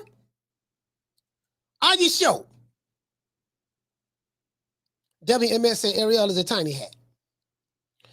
The aircraft carrier said he said they call it Najee a hypocrite because he pressed T.O. and not Ryan. Oh, okay. Hey, T Coach said 2 years ago, didn't Bill Haney win Trainer of the Year, fam? T Coach, I'm trying to find out. I'm trying to find out. Did Bill from the project, from the ghettos of Oakland, from the mean streets of Oakland, to Manager of the Year, to the White House, only in America. Weedy said yes, he did. Hey, good looking out, Weedy. Good looking out, fam. Hey, what they say, baby boy? Hey, Paulie say Bill was Manager of the Year in 2023. So that's what I'm talking about. So Dollar Bill, that's another thing. Bill, all right. Aircraft, hold on, let's go right here. Let's pull this up. Aircraft, where you at? Where you at, baby boy?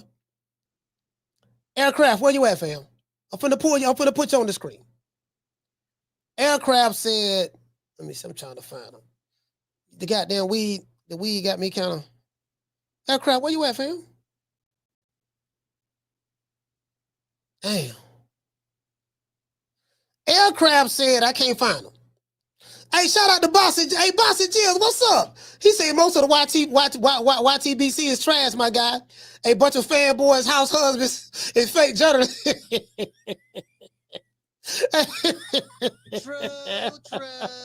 True.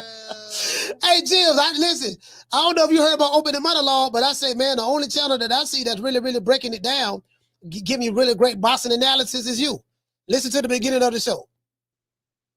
I mean, you my favorite. You damn sure got my vote.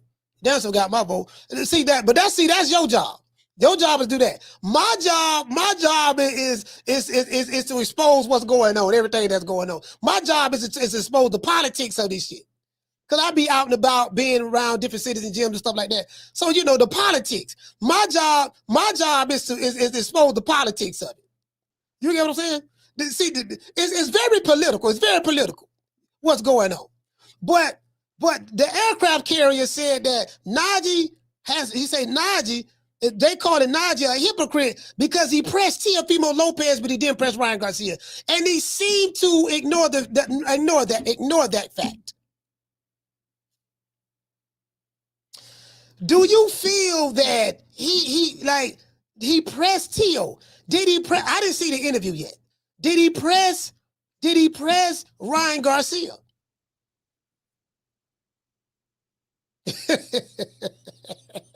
So J-Rock say, Bill been a manager though.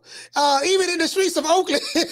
See, Dollar Bill. See, let me tell you something, man. Hey, bro, y'all can say what y'all want to say about Bill Haney. Dollar Bill. And I told y'all, hey, shout out to the Guat.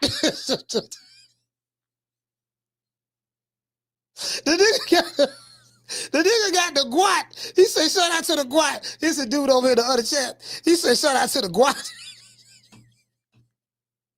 Y'all remember when some Carissa Shields was at this boxing event in Georgia, and the dude, the announcer, he said, shout out to the Guat. Carissa Shields.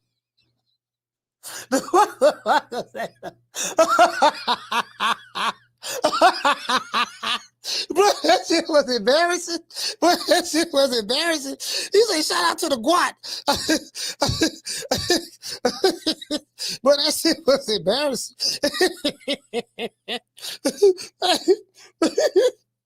Hey, see, say put some respect on my name. Hey, I got you, baby boy. I want no problem, dog. I want no problem. You got it. Hey, you got it, Guat. You got it. Hey, Bossy Jim say, like I said, I wouldn't platform nobody spewing racism at all, but that's me. He say, this is YouTube, emphasize on you. That's right. We don't have to watch what we don't like. Hey, those are the facts, though. Hey, Jim, those are the facts. You know, I feel the same way you feel. I wouldn't interview him neither. You know, but I'm not knocking nobody who does, but I'm saying I wouldn't do it. You know, because that's just me. You know, that's just how I am. But you know, I ain't. You know, I ain't gonna. I'm not gonna throw the brother. I'm not gonna throw the brother under the bus like that. I don't know the guy. You know, I ain't gonna throw him under the bus. But it is what it is. You know, do you? You know, so you know, just right now there is a war going on online with the new media, which is the YouTube, the new boxing media is YouTube channels. And then when you look at the landscape of YouTube channels, like how many, like just okay, let's just do this. Just look at the landscape and say how many of them actually really talk about boxing. You know, like, you know, fundamentals of it and stuff like that. You know, like, you know, over here we talk about everything. We got commandments. I got a boxing criteria. But I understood going into 2025 because I studied the trends. I'm telling you, when I tell you I study this shit, I study this shit. I know what I'm talking about. I understand the psychology of the modern day boxing fan online. I'm spot on in my analysis. I proved it time and time again. I read to y'all yesterday about what you know, the digital creator culture and the influencer culture and the type of fan. I gave you a psychological profile of the crossover boxing fan, the influencer boxing fan. That's what's dominating mainstream boxing in America. And it's even the old crusty nigga with the YouTube channel, because you can be the old crusty, but the old crusty has been reformed. He's been, you know, he has a reform, like he has this social media mind where they go to get it fanned out. They go to get it fanned out and, you know, they be male groupies. You know what I mean? They listen, they be male groupies. And so I'm glad, I'm just saying, like, see, I get where Tone coming from, because this is the thing. Like, these dudes ain't talking about nearly full code. They're not talking about that code. They're not talking about, you know, these dudes got a whole nother code. Hold on. What's this? I'm gonna be real with you. You my nigga. No, I'm not your. Oh, there goes so much. Oh, hold on, wait a minute. Hey, hold on. Wait a minute. Oh, I just saw this one here. Wait a minute, somebody did Can't say that. This the one now again. Hold on. This the one. Somebody, hold on. This one Ryan got said. Hey, who this chick is right here? We got two total superstars. Let's see what's up. You saying nigga? I'm gonna be real with you. You my nigga. No, I'm not your nigga. No, you can't say that. Oh my God. Hey, that's crazy. Hey, get out of there, bro. Get out of there, bro. That's crazy. That's crazy. When Mexicans have it, nigga, I'm right now. A Mexican build it, but you can't say nigga. You a weird ass bitch. Yes, nigga, with fucked up glasses and fucked up teeth, you whole ass.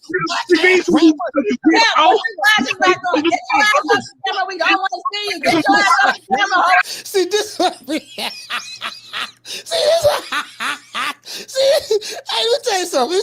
See, this one we had in boxing over in America. See, the Jerry Springer, we kind of like the Jerry Springer stuff. Yo, man, told and checking Ryan Garcia. Right. I know what now Ryan, I ain't gonna lie. Ryan is, I get where Ryan trying to come from. I still look at Ryan as a bigot, but I'm saying you got to look at context. And the context of the conversation, I see what he trying to say. You know what I mean? But Tone like, nah, F that. You can't be saying that, especially after all the shit you don't say it already about George Floyd and all that stuff there. No, you don't get no pass on none of that. And I didn't see the interview with Najee and Ryan Garcia. I haven't seen it yet. But he didn't stand on business like that. And people are talking about the hypocrisy. And guess what? To be honest with you, how you gonna check Teofimo Lopez when Ryan Garcia, what he said was way worse than what Teofimo said? True. I'm saying, in my opinion, what Ryan, because I spoke about it on this show, about both of them. What Ryan said was way worse. So if you're talking about the context of that, then yeah, I kind of get, I can kind of see what Devin Haney is his point of view. Again, I'm looking at this objectively. I don't have a dog in the race. I don't know neither guy. I met one, but I haven't met the other. I haven't never met Najee. You know what I mean? But I'm just being honest with you. You know, so. Nigga, get your ass off the camera. Nigga.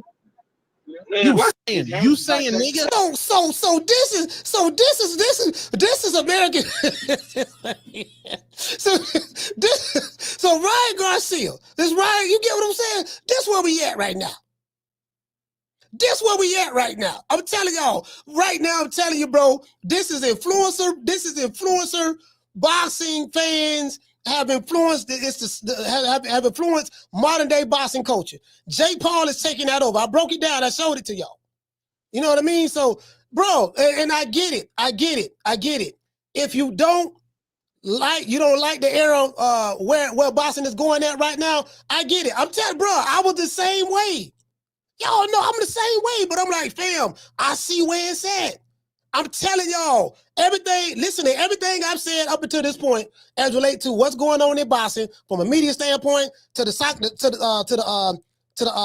psychology of the modern day boxing fan online, the online modern day boxing fans, and then look up the definition of some of these terms as it relate to influencer boxing fans and Jake Paul boxing fans and the popularity, the Ryan Garcia boxing fans and the Tank Davis boxing fans. All of them are very similar. They come pretty much from the same crop. You get what I'm saying? You know, you're gonna get threatened, online, they got shooters. They're gonna tell you what city you better not come to, what fights you better not come to. It's just a whole bunch of drama. If you listen to anything I've been saying for the past 3 years, and you guys have been over here, I've been saying, I say this shit finna be like the days of our lives, dog. This way I say, man, bro, it is what it is, fam. I've been saying it. We are here now. We're here now. Hey, but see, this is what people were talking about. They see Tone stood on business, and Najee didn't. So again, I ain't looking down on Najee. I ain't gonna look down on the brother. But the code thing, and as I said, I broke to you guys down what the code is.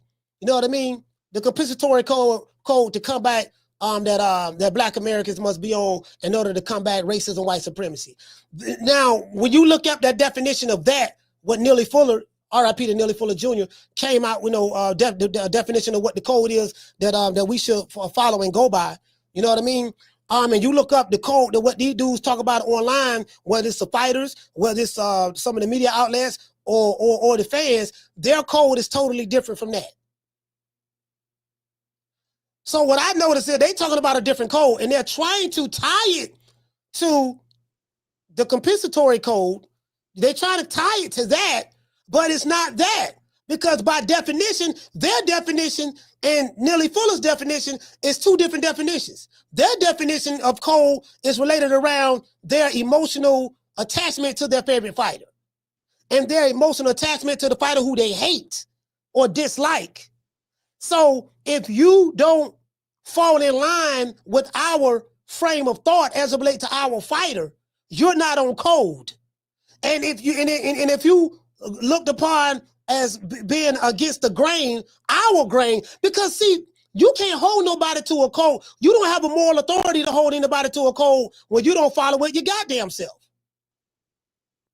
You're not the example of the code. People talking about the code and they don't say what the code is.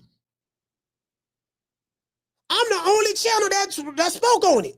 So Ray gave you the definition, told you the source of it, where it came from. We did a whole show on it. Yeah, it's crazy. It's crazy. Shout out to Boston Gyms. Hey, okay. Dropping that half bam, dub on your boy. Hey, Leroy. Super chat received. Playtime's over, boy. He said, much respect, coach. He said, that's a fact. YouTube has become Boston's biggest outlet. He said, fighters could take advantage by steering the narrative with their own channels, but they refuse to. They should do that. Bruh, the fighters don't get it. Hey, Gyms, they don't get it. Down from the bar, there's a platform stage. People pimping, sharp as razor blades. They don't get it. They really don't get it. Like, you know, like YouTube, social media is the Wild Wild West. Shout out to St. Augustine, salute fam.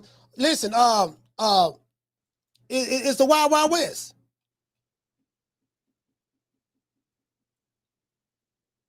Anything goes. There's no journalist, no journalistic integrity on YouTube channels. That's not it. What did I tell y'all? I said YouTube is about the clicks and the views. YouTube is about the thumbnail and the title. Once you understand the science of making certain kind of thumbnails, and every channel, like, bro, I'm good at this shit, bro. I'm telling you, I've got a marketing background. I'm doing this shit every day. Every channel have what they call it, an identifier, not identifier, but every channel have their not blueprint. Every channel have their niche, so to speak. Every channel have their patterning or niche, or it's another word I'm looking for, but they have their own consumer base, so to speak. Fagnon got his consumer base. His consumer base is, we love Tank, we love PBC, we love anything PBC, fuck Terence Crawford. So our content is mostly going to be surrounded by those things. Pro PBC, fuck Crawford, that's that. That's going to be the majority of his content. Crack Paul, his majority of his content going to be fuck Devin Haney, fuck Shakur, we love Tank, fuck Canelo, and just different variations of shitting on Devin Haney and Bill Haney. And he's good at that. So that's his identity, right?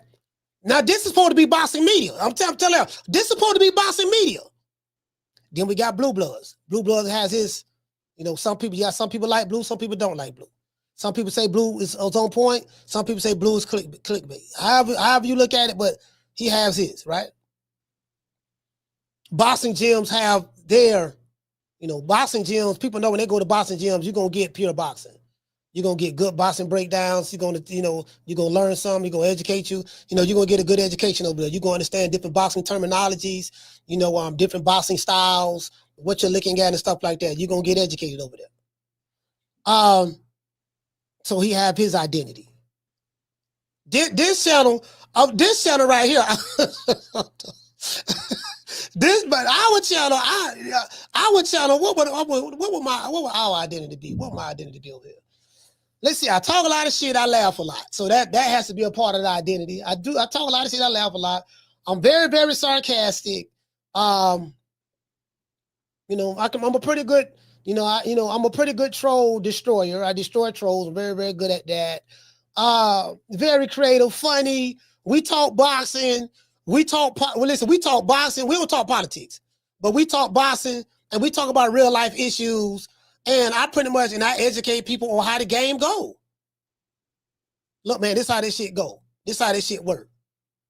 You know, I've done, you know, I talk about everything over here. Like everything. You get what I'm saying? So it's so much stuff. Like we so diverse over here. We came up with commandments. We got commandments. You know, we did that in 2021. You know, it's crazy. I talk shit. I troll people. You know what I mean? You know, I troll a motherfucker quick. Motherfucker try to troll me. I flip it on their ass quick. Like, dude, you can't not troll me, fam. I'm good at what I do. I got the camera and the microphone. You're gonna lose every time. I'm good with titles and I'm good with making thumbnails. How far you think my shit gonna go? You get what I'm saying? So, we entertaining. We kind of like the gumbo. We kind of like a gumbo pot. Got motherfuckers who watch us because they like us. We got motherfuckers who watch us because they hate us. It is what it is. You get what I'm saying? So, but everybody have their. And another thing, I told y'all I got an app right here. I have an app right here on my phone. And I'm able to. I know which channels you guys in the chat watch. I'm able to track any channel. This app is called, I give y'all the game, you know me, because I don't have a scarcity mindset. This app is called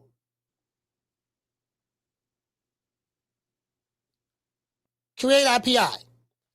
Create IPI tracker. Create IPI tracker. It gives me my analytics. How many subscribers each video has converted, watch time hours, percentages, watch time hour percentages, views, and then it has competitors. And I'm able to see, okay, I'm able to anybody I put in here, I'm able to watch them. I know who y'all watch. I know who y'all watch. But I study. In order to be good at anything in life, you got to study. You got to be studious. My mentor told me, if you're going to do this shit for real, if you're going to do this shit, man, you got to take it serious.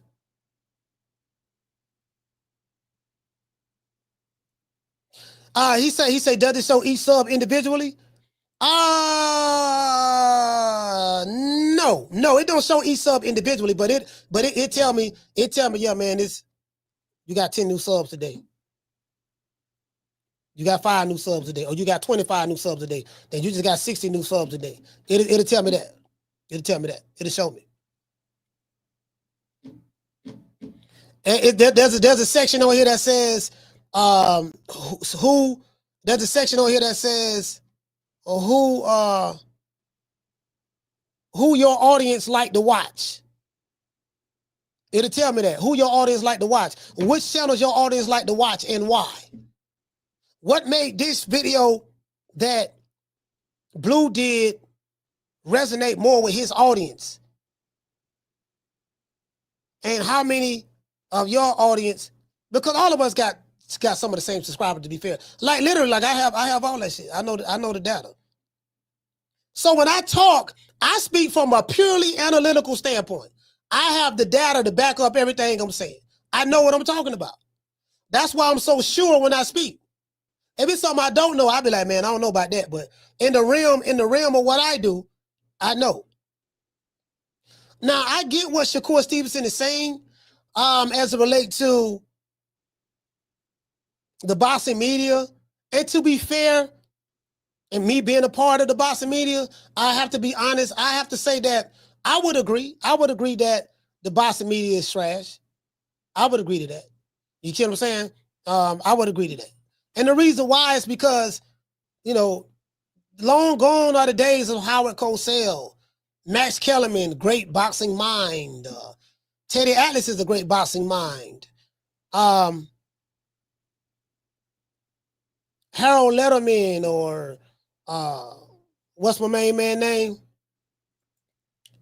What's the other guy name? Oh, let's see. I'm trying to get his name right here. Jim Lampley. Sal Marchiano. You get what I'm saying?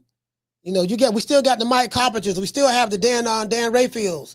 We still have, guys like that. You get what I'm saying? We got the Al Bernsteins. Like those days are over. You're not going to get that on YouTube. That's over with. Those days are over. Those days are over. Now it's, hey, shout out to Uncle Charles. Now it's, Fuck the code. Niggas ain't on you. Niggas, you ain't on code. You know, nigga, you shouldn't have been interviewing Ryan Garcia. You interviewing my ops.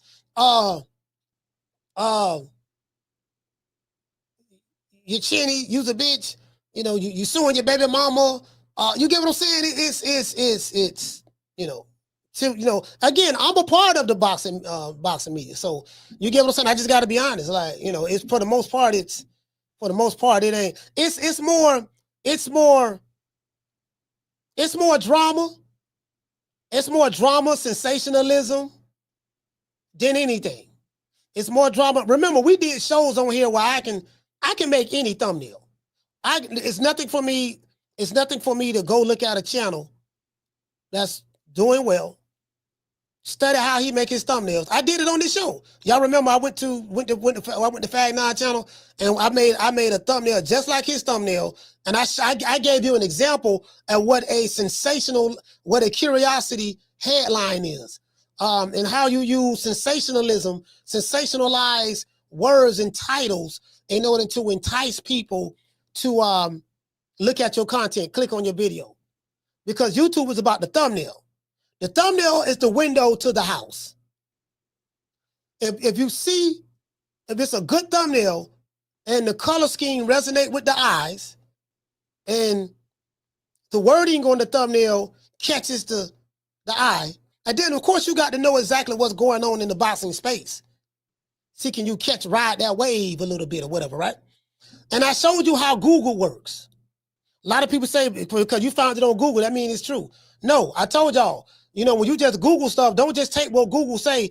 Google is pulling that information from a source. When you do debates, I've been on debate school, and they ask you, like, when you're doing debates and you're doing research and you bring something to the table, what is the primary source of information?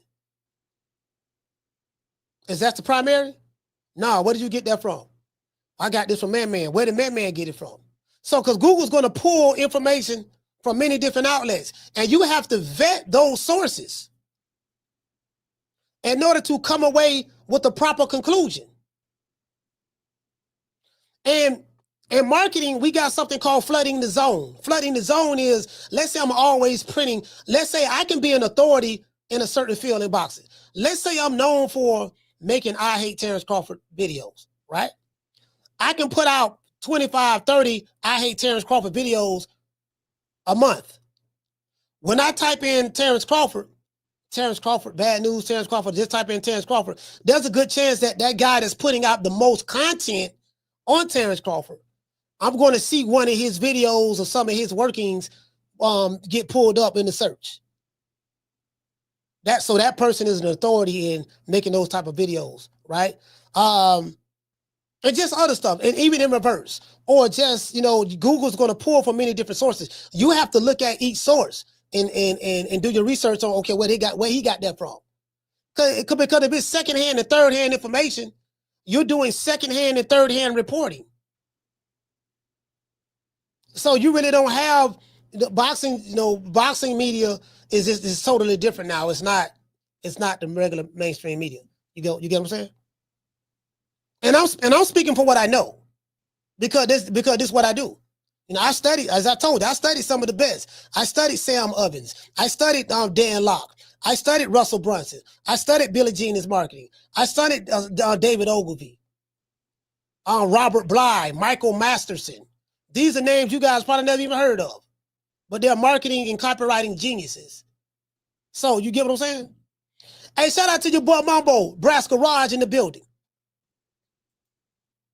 Yeah. Hey, shout out to Crescencio. What'd you say? He said, you called me. I watch barbecue channel. Shout out to Sonny Augustine. Hey, he said, carpenter trash. No, hey, man. He said the Colonel, Bob Sheridan. But you get what I'm saying, though. It's kind of like, now this, bro, like when I first started, I didn't know a lot of this stuff. Now it's like, oh, this shit too easy. I'm the one told Bill Haney, I said, Bill, you a genius. Benny, It's hold on. Let me see what's up. I gotta go down here. I gotta go talk to the people. Hey, what to say, Benny? What to say? He said in journalism you call those kickers. Yes, sir. Shout out to Bossy Gems. He said YouTubers came to have bigger platforms than professional boxing journalists, yet hardly any of them know how to be journalists. He said they have agendas or through big fans of one entity or one fighter. Yeah, pretty much. I mean, we're not getting journalism. It's just YouTube. It ain't that. It ain't that. It's tabloids. It's tabloid stuff in the name of boxing. As I said in the past, this shit gonna be Whitney Williams. This shit gonna be TMZ. This shit gonna be, the National Enquiry. And that's pretty much what it is. That's pretty much what it is in a nutshell. I'm not, now again, I'm not upset. I'm not one of the guys that's mad and upset. I was in the beginning. I'm not gonna lie, I was in the beginning, but now I've learned to. I'm like, I get it. I understand now. I get it. What you say, fam? You said you will always receive criticism for associating with bad characters. He said people should move carefully. Yeah, I mean, I get it. I really do get it now. I get it. I understand it now. And you can't. My advice to y'all is don't get too emotionally invested in this stuff. Don't get too emotionally invested in any fighter. And don't get too emotionally invested in anything. Like you just can't. You have to understand. Like for me, that's why I try to educate y'all as best as I possibly can on what you're dealing with, the psychology of the fan that you're dealing with today in boxing media and on online boxing. The era that I came up with, fan base, that's gone. You have more of the Jake Paul like fans that's in boxing right now. That's what's going on, whether it's boxing YouTube channels or whether it's the fan. That's kind of like more along that lines, the popularity stuff. The Ryan Garcias, if you notice, the popular fighters are the ones who have the craziest fan bases, the ones who are very, very popular. They don't understand boxing at all. They just, my fighter undefeated. My fighter got this many fights, this many knockouts. But they can't tell you how he got it. They don't understand matchmaking. They don't understand styles. They don't understand what led up to him getting this knockout or getting this stoppage. They don't know. They just, you get what I'm saying? They're very emotional. They're very passionate about these millionaires who don't know they exist. And the closest thing to a celebrity that a lot of these guys are going to get. And hold on. Hey, Jims, I don't know if you're still here, but I'm going to show you something. Boy, I got to show you this. And let me do this. In today's time, we have celebrity and influencer matches. Tank Davis is a professional boxer, well known, one of the best on the planet. But he's a celebrity and he's an influencer. Jake Paul is a celebrity influencer. Tank built his name and reputation through boxing. Jake Paul built his name and reputation through social media.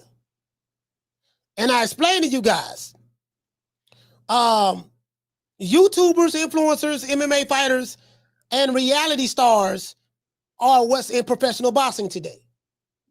That's what they call crossover boxing, right?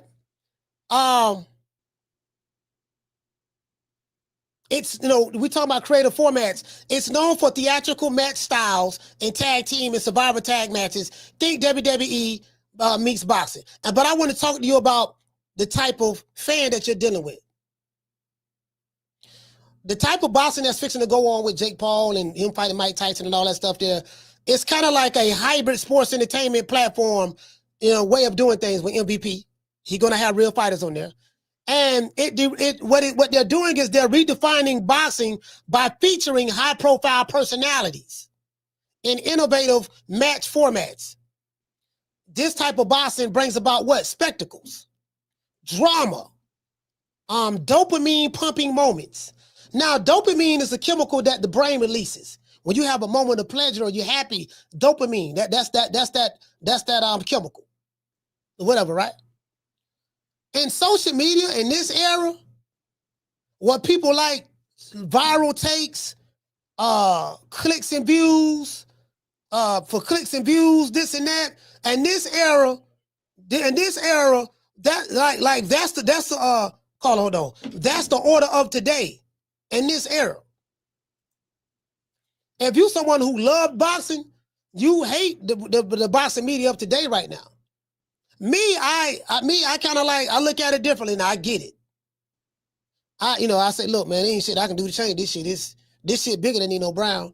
I see it for what it is, But that's what's going on. You're dealing with that type of fan base. Leonard Ellaby said it best. It's about putting butts in seats. You can put butts in seats. They don't care. It don't matter who you do it with. I can put butts in seats. You get what I'm saying? And that's the type of fan base you have here. The boxing fan is gone. They dead and gone. They over with. There's a whole new wave of boxing fans now. Call it what's your name? Where you call it from? It ain't nothing but a whole wave of gumps. That's all it is. These brothers is gumps. That's what it is. The boxing fans now, if you really think about it, these dudes ain't dudes, man. They hypergamous. The dudes running around, this motherfucker acting real hypergamous. If you get a dude with some tattoos, some jewelry, they like him. You know what I'm saying? He's popular. That's what females do. You know what I'm saying? You had to, you know what I'm saying? Like when you compete, motherfuckers used to like the competitiveness in boxing. Now you like the motherfucker, oh, he showed off his tattoos. He got the nice jewelry. Oh, look at his pants real tight. They like that shit. They like that shit. These are the type of dudes you dealing with. Popularity. You know what I'm saying? It's a popularity contest. It's not. If you think about it, the boxing fans are hypergamous, and it's Shakur is right, Cole is right and wrong at the same time. Unfortunately, boxing is the wild, wild west. The problem with the boxing, y'all got to take accountability. When it's time to do something official, a boxer is the only motherfuckers running around saying the N-word all the fucking time on official business. You don't see that shit in the NBA and the NFL. You can catch them in the motherfucking locker room on a hot mic, but they ain't coming up to the podium. Yeah, I'm going to knock you out. Oh, yeah, when I'm going to put that jump in his face, nigga, I'm going to do this and that. They ain't doing no shit like that. Yeah. So that's a turn off to a lot of people, whether y'all think it's real and all this fake-ass real shit y'all Bama's be talking about. That shit ain't real. That shit is bad business. Agent Brono, he was a perfect example. Yeah, that shit ain't real. Oh, he real. And y'all sat there and you a whole bunch of gumps. Cause you listen to motherfucker out. He just being real. That ain't being real. That's bad business. I don't know why y'all think being ignorant is real. That shit ain't real. That's bad fucking business. That's all it is. That's why boxers don't have sponsorship. This is long before social media. Motherfuckers ain't on no Wheaties box no more. The sponsorship is gone because they didn't want to pretty much unify to get anything fucking done. Nobody stood up for shit that wasn't in nobody's. When something was wrong in boxing, everybody turned the blind eye. Nobody wanted to stand up for nothing. Yeah. And I've always been, as much as I'm a huge boxing fan. Of course, I'm a huge boxing fan, but I'm real. None of the motherfuckers I fuck with, dudes, they don't fuck with boxing because they know this shit is fake. Because the dudes ain't real. The motherfuckers who cover it ain't real. Half the boxers are not real. 90% of the YouTube motherfuckers is not real. When you first started your shit, what did I tell you? These Bamas is not real. I've seen him in person. Anybody to tell you can ask Steve Kim about me. Ron is exactly who he say he is. You know what I'm saying? Anybody that met me in person, they say he's exactly. I'm not one of these Bammers who call into the YouTube or who talk about YouTube channels because I'm telling you, I've pressed out your favorite YouTube channels, especially these motherfuckers that cater to all these sensitive ass, sucker ass, beta ass, male ass motherfuckers. Motherfuckers love that beta male shit, man. Yeah. The same motherfucker, it's crazy. It's crazy. You can sit here, they uneducated, they sit here like a motherfucker because he come from Baltimore or come from wherever he come from, and y'all praise him for doing ignorant ass shit.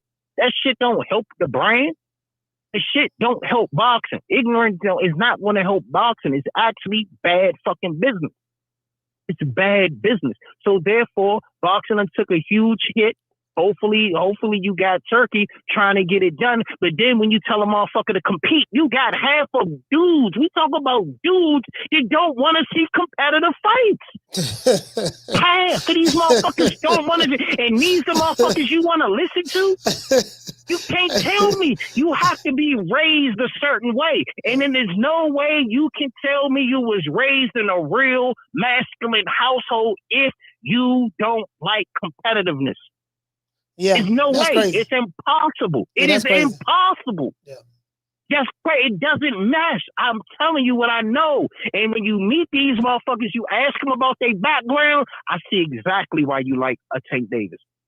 I see exactly why you like this fighter. I see exactly why you like Wilder. I see exactly why you like these motherfuckers. You can tell a lot by these motherfuckers and who they like. I'm telling you. When I used to go see Bud in Nebraska, motherfucker, I'll come back and, you know, after going to see Floyd Mayweather, I'll come back and be like, yeah, this is 2026 now. 2016, I'm sorry. 2016, I was out in Nebraska going to fight. People didn't know, well, how did you go to Nebraska to see a fighter? Because he's the best motherfucker in the world. Trust me. But it was clown. These motherfuckers was clowning me about going to see a fighter in Nebraska. Yeah. Who fights in Nebraska? He can't be good. I don't give a fuck. I don't give a fuck where you from. I was like, everybody when I came back there, go to Nebraska and find out why he act like why he moved the way he moved. And you keep thinking that's another thing. Y'all motherfuckers keep talking about that shit used to irk the shit out of me. And when they used to talk bad about Bud because he's from Omaha, all them boxers used to clown him. I was like, y'all see, apparently y'all never been out there. I see, y'all ain't never been to North Omaha. Go out there and tell me. You know what I'm saying? Go out there. And you know what get me? You know, and I showed this. I showed this video in here. I remember when boxing. Shigo. He was a diehard Terence Crawford fan. He got videos. Yeah, I was out there when he was out there. He was in Omaha, Nebraska, covering Bud. Hey, he was out there. Benavidez. That was one of the main motherfuckers because he was at the Jose Benavidez fight. Yeah, yeah. He was at the Jose. I said something to him, but I knew he was a sucker. Yeah, because he a drunk sucker. I knew it. Yeah. I was like, Blue, your man, sucker. All them Bama's, it's suckers. I'm trying to tell you. Stole them out, Mo. Stole them out, Mo. Stole them out. Tripping. Man, when Blue came to the harbor, he know what's up. But at the end of the day, these YouTubers, you know I fuck with you 100 grand. I tell you who I fuck with, who I don't fuck with. I don't fuck with 90. I'm telling you, I fuck with Ring. I probably fuck with probably one or two of them. Other than that, that's it. I don't fuck with them. They're not real for me. They're not real to me. They're not. Y'all motherfuckers can like them fake ass motherfuckers. I just come from a different background than a lot of dudes.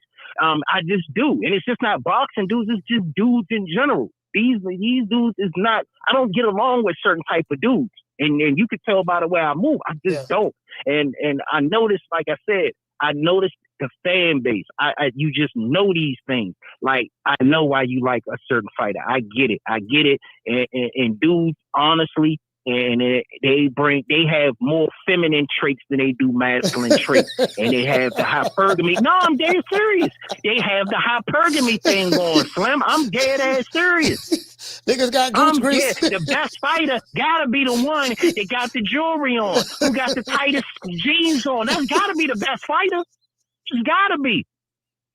Bud used to wear the Nike sweat. He ain't getting no money. He ain't got no jewelry. I'm like, and I'm using Bud because he was the prime example of the one I literally used to put money behind and go see Bud. And it's funny that Shakur is talking about media. When I told Shakur after Sean Porter and Bud fight that why is you, and I'm not sure if this shit even came out. I asked Shakur, I was like, why are you doing, I don't even know if this interview even came out.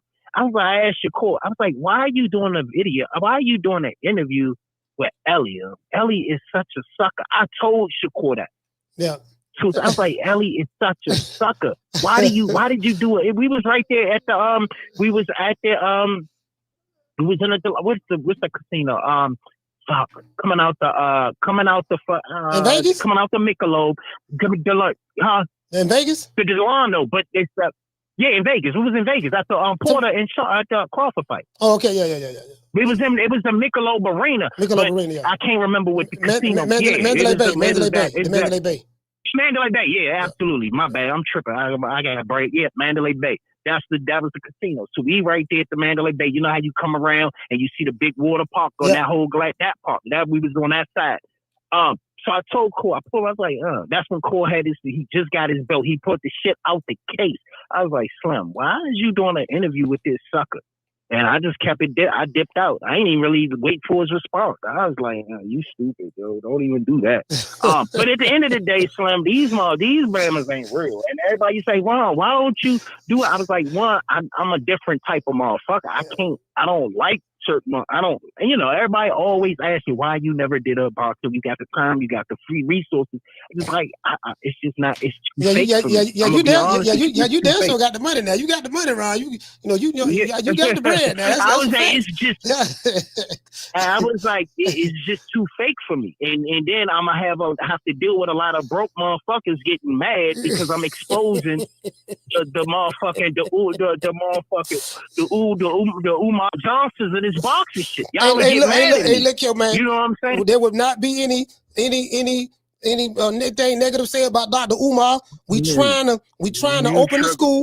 We trying to open the school. Dr. Umar is the epitome of when I used to go to war. You weren't the first one out here fighting a good fight against the motherfucking about the LDBC. I was already out here in the trenches. The whole gang of Umar. I was like, y'all fuck with these fake ass. Y'all in the motherfucker from Milwaukee run y'all. Are you serious?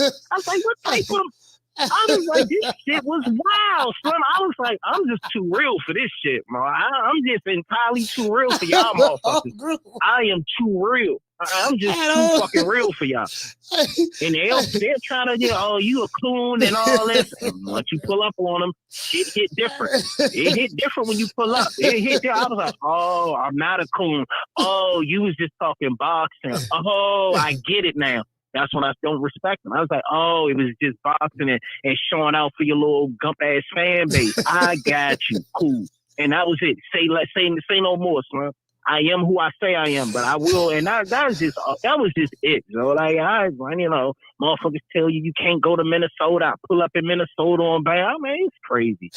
I remember that. The dude named Fart, man. He had the avatar. Well, he had the avatar with the piece on his hip, with the tank top on. And he added you. He say, Rob boy.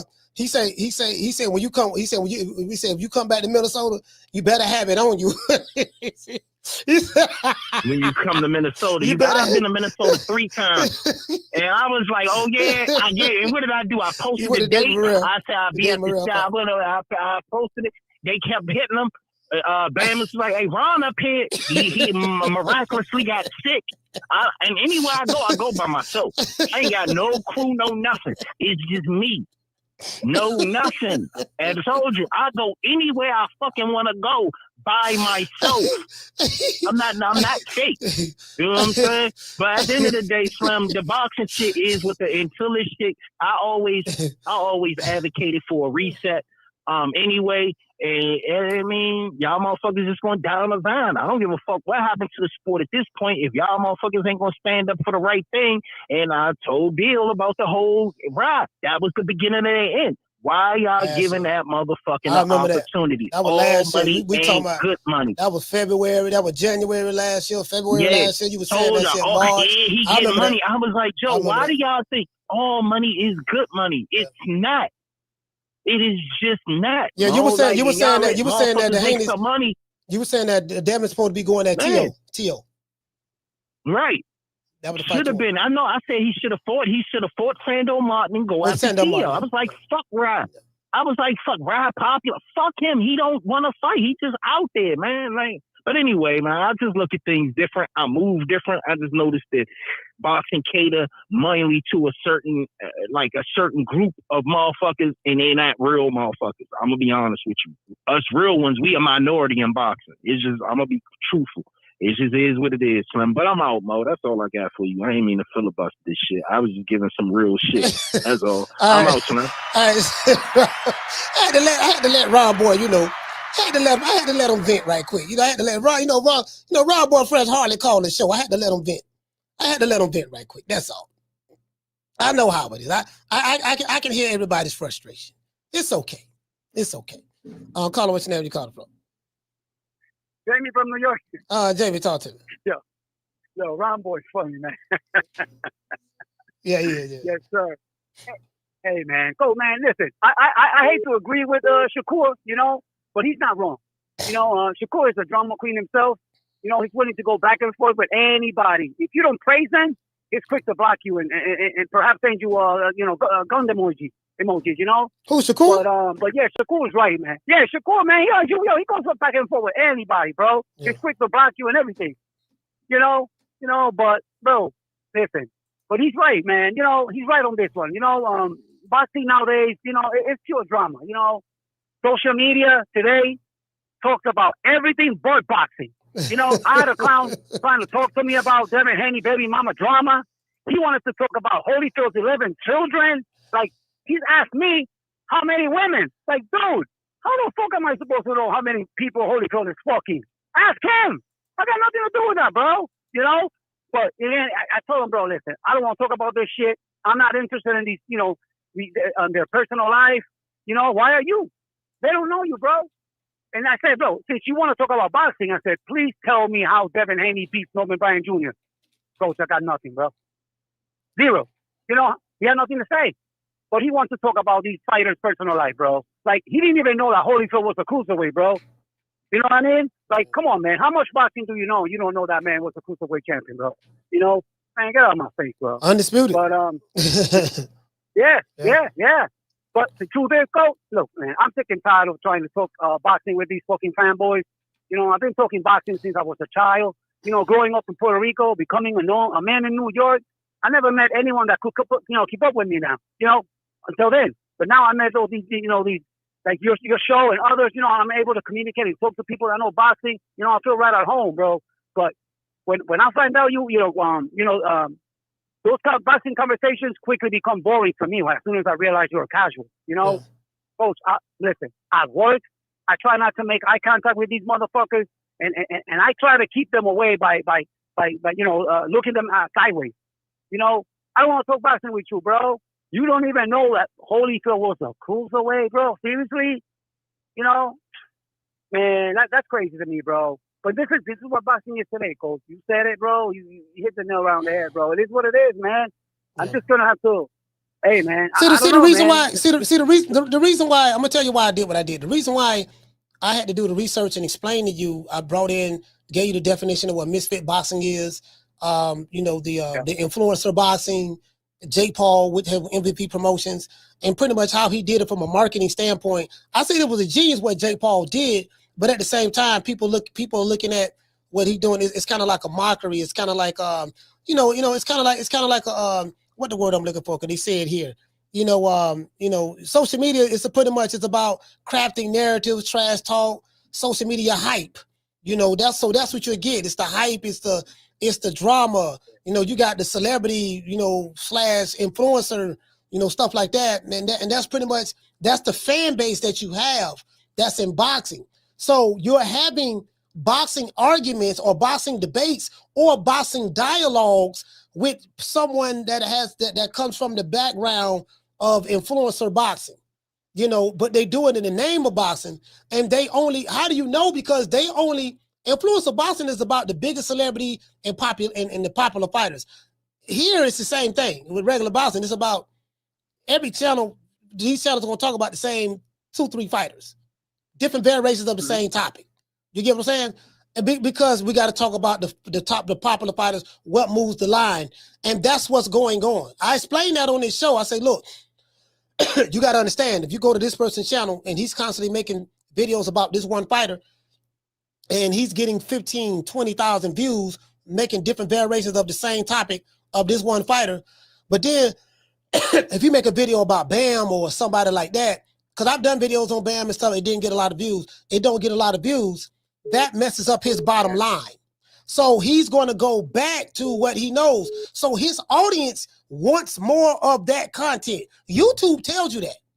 YouTube will tell you that, look, man, you got to make whatever content that you made that made you get these 20,000 views on this video, continue to make that kind of those kind of videos.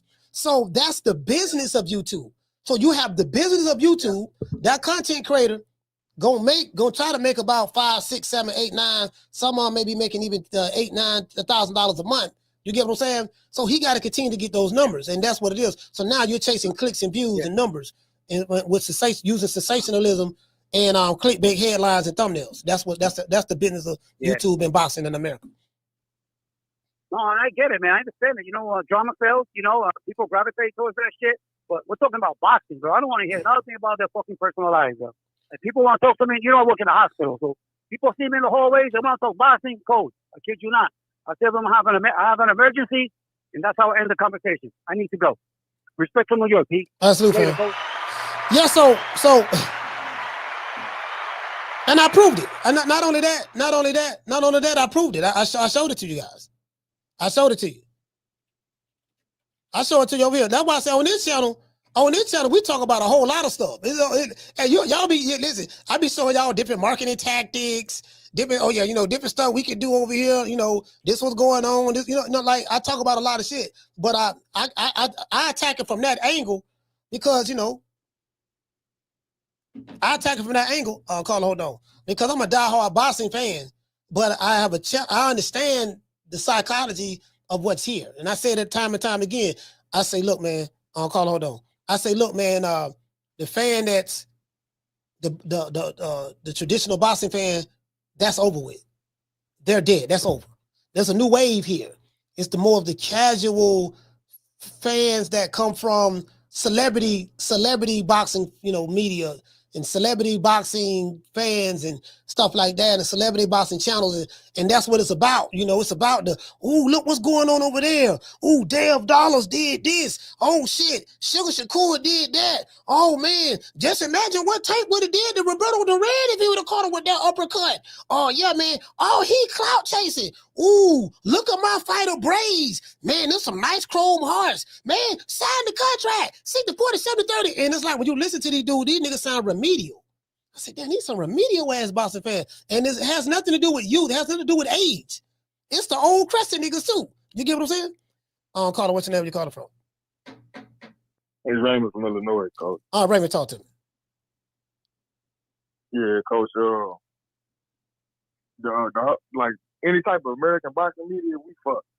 Like niggas be listening to that shit and just repeat it. That's why the fans always saying dumbass shit. Yeah. Like I heard fucking on the Breakfast Club the other day, they was talking about the Tank and Jake Paul fight.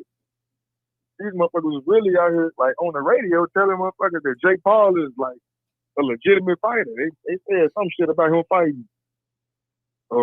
He fought 3 ranked opponents already, and he fighting real fighters. Like he a legit fighter, and people need to respect him.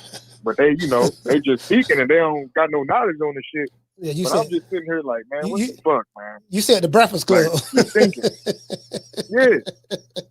Like this, you feel me? This shit, Jesus. Like I heard Bubba Dub say some shit too.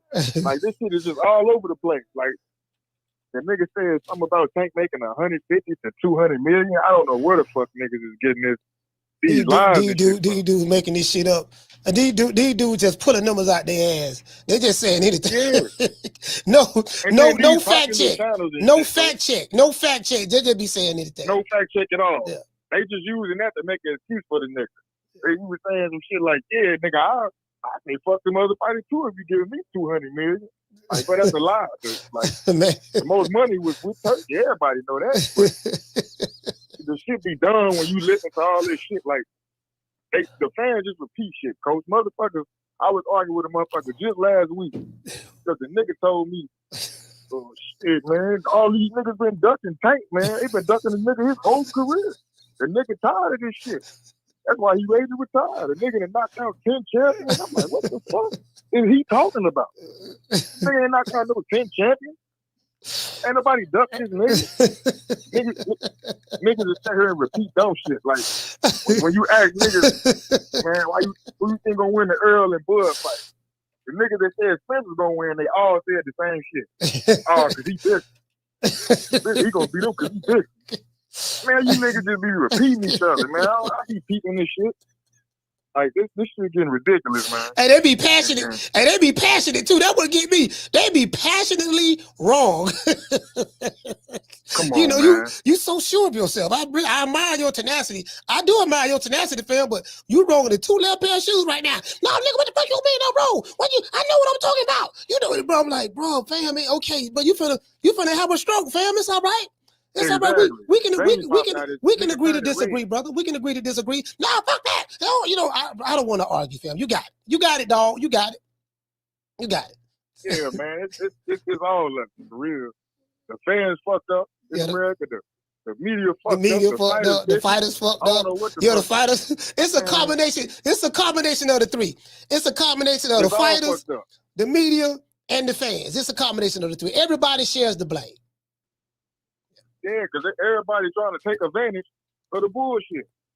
The fighters ain't gonna correct the bullshit if you talking about them. Like they gonna stay quiet about the bullshit. The fans, they just gonna go with the bullshit because they like a fighter. But well, man, yeah, it's all that shit, coach. Well, everybody just repeat each other. Well, before I let you go, before I let you go, so let's talk some real boxing talk. Now, do you know that Devin Haney sued his baby mama? Did you know that? That's my call, yeah, see now, what we got to do now? Hey, Jim's, hold on, where Boxing Jim's at? Boxing Jim's, brother, my good brother. Where my brother at? Boxing Jim's, my good brother. I challenge you, brother. He said everything I heard on YouTube about Canelo sparring boots was made up. Facts. True.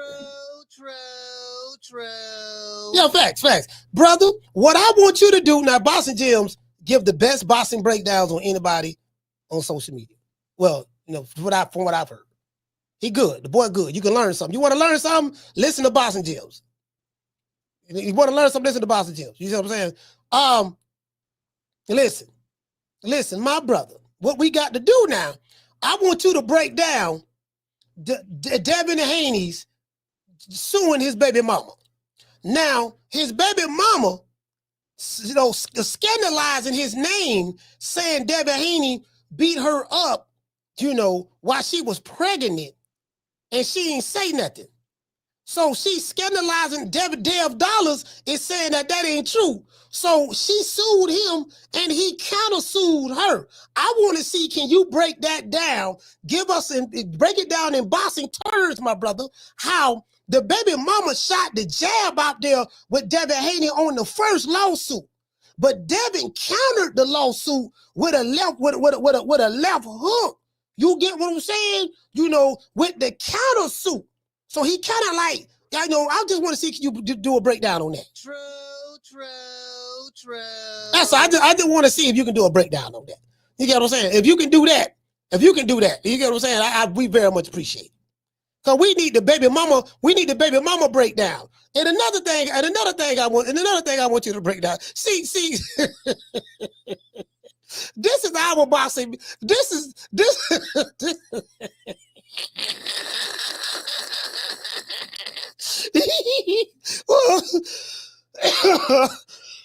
Oh no. No, I gotta do this. I got it. You get what I'm saying? No, I gotta do this. Oh, let me see. Is this it? Hold on, I'm trying to find it. Boy, I'm trying to find it, but they better hope I don't find it. Is it in here? I want it's in here. Let's go here. Boy, I know I got it. Damn, where it's at, dog? Where it's at? I'm telling you, boy, they better hope I don't find it, boy. Like this is your boxing media. Bro. I'm sorry, boy, the good Lord don't want me to find it, boy. The good Lord don't want me to find it. Boy, let me see. Is this it right here? Is this it? Hold on, boy. They better hope. They better hope. They better hope I don't find it, boy. I must have deleted it. Yeah, I must have deleted it. Let me see. I must have deleted it. Okay, no problem. I got it right here. I got it. See, okay, listen. Pull this bitch up. The petty in me would not allow me. The petty in me would not allow me to let this slide. You know, the petty in me. I know I'm wrong what I'm finna do, but I don't care. It is what it is. At least I'm being honest. Carla, hold on. I know I'm wrong. Let's see. Let's go right here. Let's see.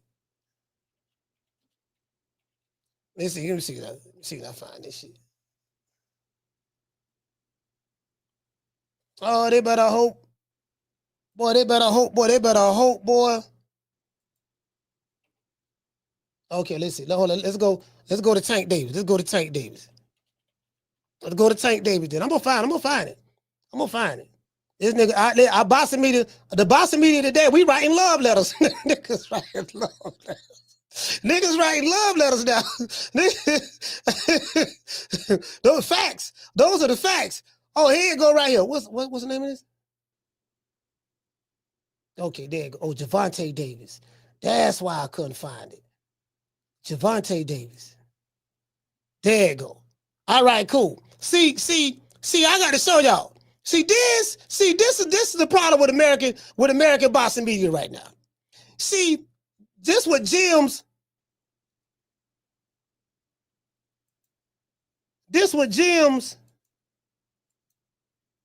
Okay, nah. See these niggas. Hold on, Jim. Hold on. I ain't let you off the hook yet. Hold on. Carla, what's your name? You calling from? Corey from Texas. Corey, talk to me. Yeah, remember we talked about this a little last week, but remember when I told you you came online about 5 years a little too late. Yeah. You know what I mean? There was no integrity. Nobody was serious about boxing. And it was especially people like Boxing Shigo. Like when you would just hear that Negro jump around and say Ego Stradamus, and I just be like, nigga, commentate the fight or talk about boxing. Yeah. It's like you're not some ego. Like think about that. Ego Stradamus. Like, dude, what are you talking about? But I've noticed since you've been online, a lot of people's views going away. A lot of people are starting to switch their narrative. A lot of people now, they want to act like they want to talk. You funny. A lot of people, they want to talk about boxing. You know what I mean? And it would just be the stupid shit. It'd be the stupid shit. The zone's a dead zone. Now you're doing watch. All you do is watch parties for the zone now, but the zone was a dead zone. You know what I mean? It was just no integrity. And that's why I was like, if Coach would have came on in like 2017, these dudes would have never lived. Yeah. And I see the people's live streams. Yours will be 3,000, 4,000 every day, but you'll be at 40K. They'll have 300,000 subscribers supposedly, and they get half of what you get. And I'm just sitting there like, man, this shit is just it's a joke. And the way you broke it down, it just made me feel better. So it's like they literally was trying to start the Black Panther movement through boxing. They were.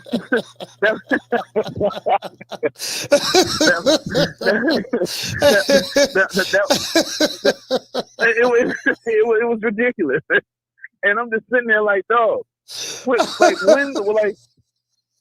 Jamel Herring a fight, you wouldn't hear nothing. Shakur, like I would literally go to boxing channels. Like, since you've been online, I could go and be like, all right, you're going to fight. If Coach don't go live, he's going to break it down the next day.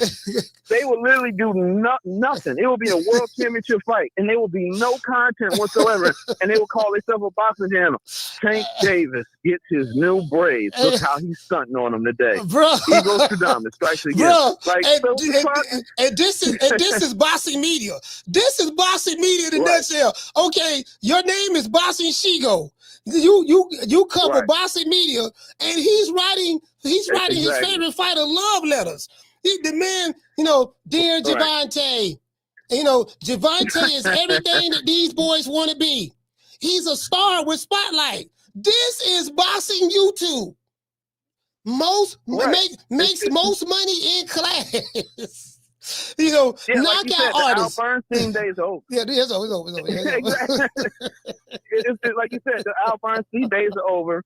You know, you got 7-8 Fat TV and all these people coming on. Yeah, we're gonna ride for that. They disrespected Dev. We're gonna ride for that. Nigga, did you break down the fight even? You just talking about you gonna ride for Dev? Like they gonna pull up in like the drop tops and Uzis. Like, yeah, what's up? Like, and just like Fagnon, he gonna come on there earlier and say, I can't stand you, Terence Crawford. You could have the man and just asked me to stop talking, but you gonna send your lawyer. Like, man, these niggas, man, over emotional bitches.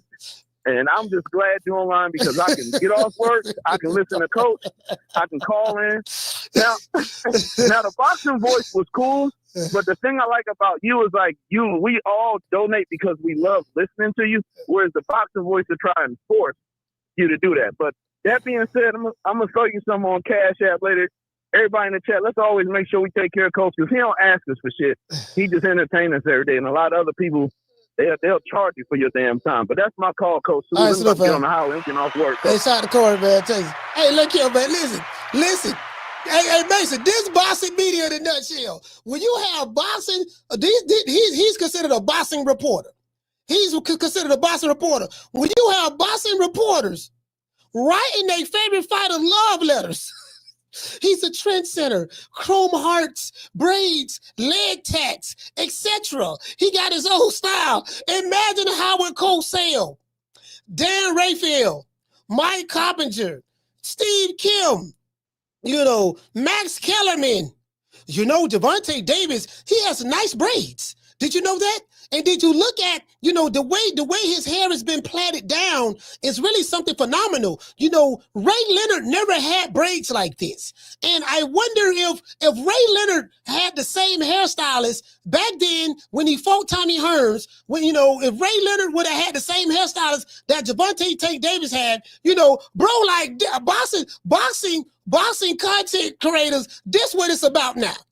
You know what I mean? You see that outfit that Tank had on? He had the cross. He had the chrome hearts with the cross on it. He had the waist. You see the chain going around the waist. He got the waist bracelet. He got the waist bracelet going down. You get what I'm saying? And then on the ring finger, I think he engaged. And then he got the purse. He got the Gucci purse right here, the Dolce & Gabbana purse right here. You get what I'm saying? And he'll knock these other dudes out. These other dudes can't beat him. And bro, this is what you're dealing with online.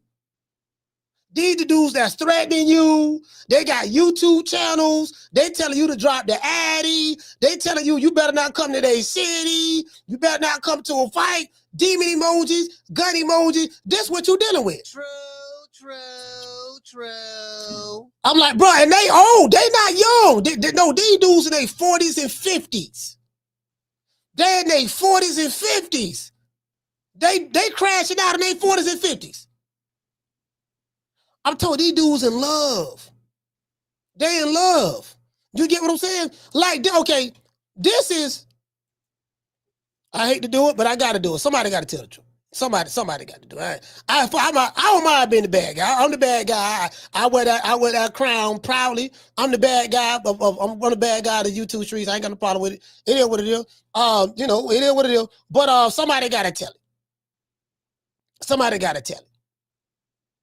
Well, in this case, somebody got to show it. Because I'm going to show it. You can tell it and show it, right? Marvin, let me put it up. Using non-boxing talking points to make a boxing argument. How do you make a boxing argument without using a boxing talking point? How? Where is that? Hold on, where is that? If they got it right here, hold on, somebody, hold on. No, where is that? Do I have it? Bro, y'all want to see what's running boxing online? This was running boxing online. You better not come to the fight. Drop the addy. I got shooters. Side the country. That's it. That's it. That's pretty much it, dog. Yeah, that's pretty much it. What was it? Hispanic boxing fans Black boxing fans or white, but it don't matter. That's what you're dealing with. True. Man, it with it. Let's give everybody a round of applause. Yeah, that's what you're dealing with, dog. Hey, what you say? Hey, shout out to Boston Jim. Dropping that half a dub. He said, much respect, coach. He said, that's a fact. YouTube has become boxing's biggest outlet. Fighters could take advantage by steering the narrative. Yeah, I read that earlier. You're right about that. Shout out to the lovely Miss Connie for dropping that half a dub. Super chat received. Playtime's over, boy. She said, Coach, pettiness is just another form of being competitive. Hey, you know what? Hey, Miss Connie, it just like you gotta laugh at it. If you don't laugh, like Miss Connie, listen, I gotta laugh to keep from crying. Y'all think I'm laughing because I just want to laugh. I really want to cry. It hurts me to see what my sport has turned to in America. Notice I say American boxing. I don't say boxing. American boxing is different from the boxing world. It's like, notice you get what I'm saying? I really know I gotta laugh to keep from crying. I gotta find some kind of humor in it because it's comical. It's comical. It's comical now. Like this is what we doing, like for real? This is it. You know what I mean? This is it. And I got my finger on the pulse. Shout out to LJ. Dropping that half a dub. What you say, fam? He said, I agree with Corey. He said on the help to take care of the coach. He said because he doesn't have to be here, but he is States coach. Hey, I appreciate that, fam. But nah, you know what? You guys made me who I am. See, one thing about me, I'm never gonna forget. And I remember when I first started out, I came a long way since then. But yeah, man, you guys made me who I am. So I'm gonna always be true. So I'm always gonna be true to to the to the family. Always gonna be true to the family, man, because you guys made me who I am. Now I do talk a lot of shit. I rub people the wrong way. I do, facts. I rub people the wrong way. I'm not always right, but I'm about 98% right. The 2% I'm wrong, I can ride with that. But the 98%, I'm telling you, I'm a psychologist. You know what I mean? I got a degree in YouTube psychology. I got a master's degree in common sense. I got a GED.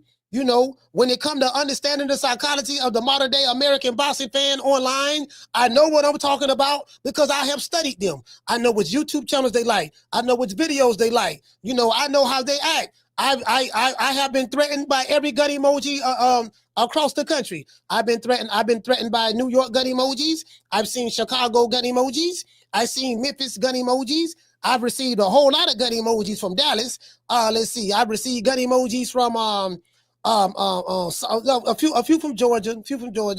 I received a couple of gun emojis. I don't receive gun emojis from all over the country. Just want to let you know that. I don't see all the gun emojis. I don't see all the demon face emojis. You get what I'm saying? So it is what it is. I don't been called every name in the book. Shout out to the lovely Moise. Moise, what's going on, sis? I don't been called every name in the book. I ain't got a problem with it. We show up every day. We drop the phone number. I ain't gonna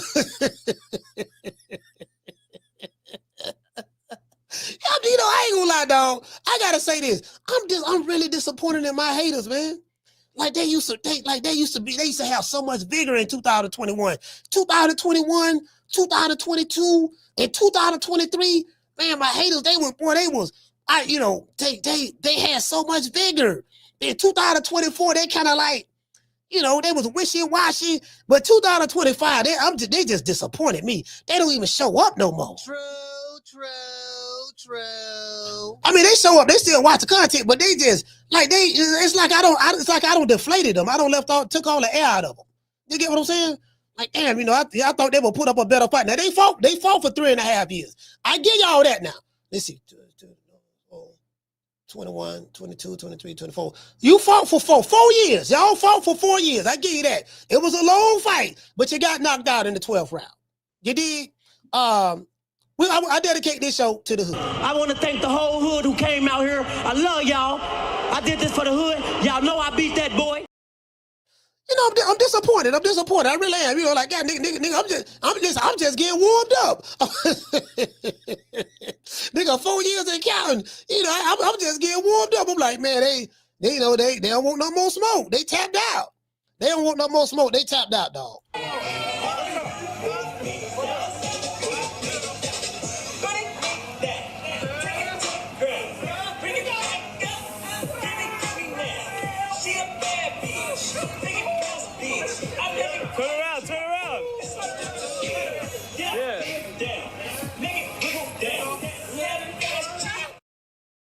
My fighters, they want to party. They want to go to the club. You know, they want to shoot dice. You get what I'm saying?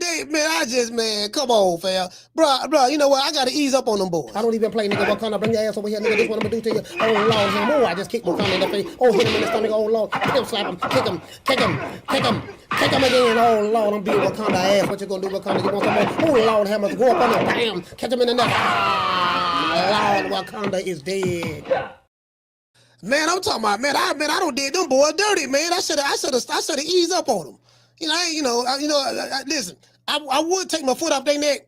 But I'm like, if I take my foot off their neck, dog, they're gonna act the donkey again. And it's like, man, I feel like I've done the boxing. I feel like I've done the boxing channel service. I think I did boxing YouTube a good service by destroying these. I came up with aerosexuals. I came up with the Wakanda niggas. I came up with Shea Butter Laptop Revolutionaries. I came up with doggone the Tankomaniacs. I think what's the name came up with what's my name?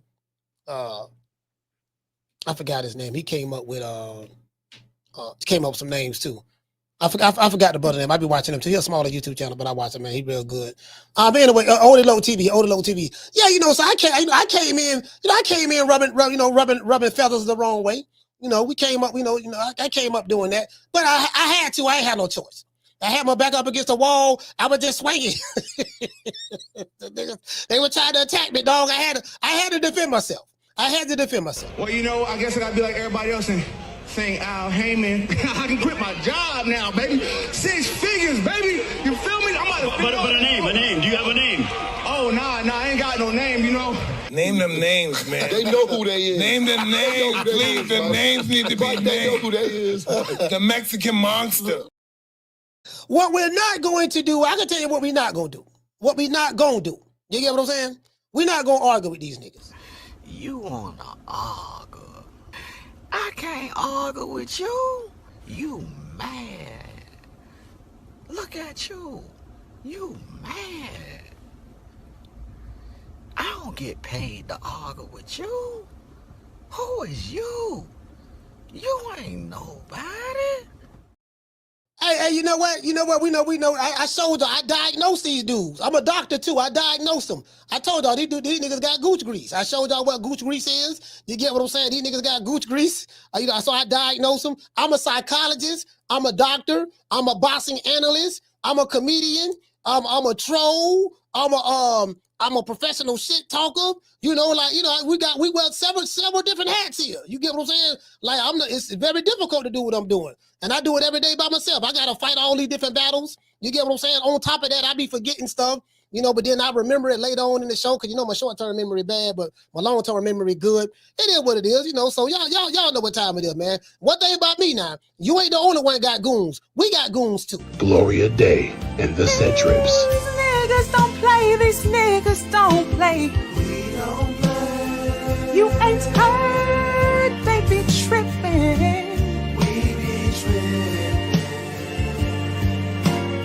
So they swerving on. No faking and no snitching. And repping hard for the set. Oh, mamas, it ain't no lie. Because niggas gonna bust.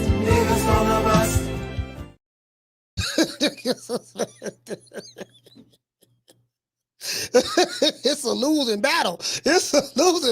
Abort mission. The nigga too good. He too good. Abort mission. Old pussy ass nigga, what's going on, boy? I'm telling you, boy, I'm knock your fuck ass out, boy. Blow for blow, pound for pound, nigga. I got the title, nigga. I'm telling you, boy, for the knock one of you Wakanda niggas out. Nigga, I got these hands, nigga. I'm throwing them paws at the nigga, finna knock your ass down again, nigga. Get your ass back up, nigga. Don't run, nigga. I'm telling you, boy, I want a hold of smoke, nigga. I'm throwing them paws, nigga. I'm putting them hands on you, nigga. I told you what I'm gonna do to you, nigga. Catch you with the check left hook, nigga. I told you, boy, pound for pound, nigga. I'm the best. This more action than any Devin Haney fight.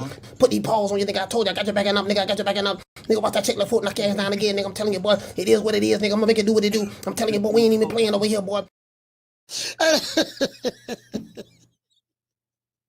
Boy, the rapper was throwing paws, boy. And it was in the pocket.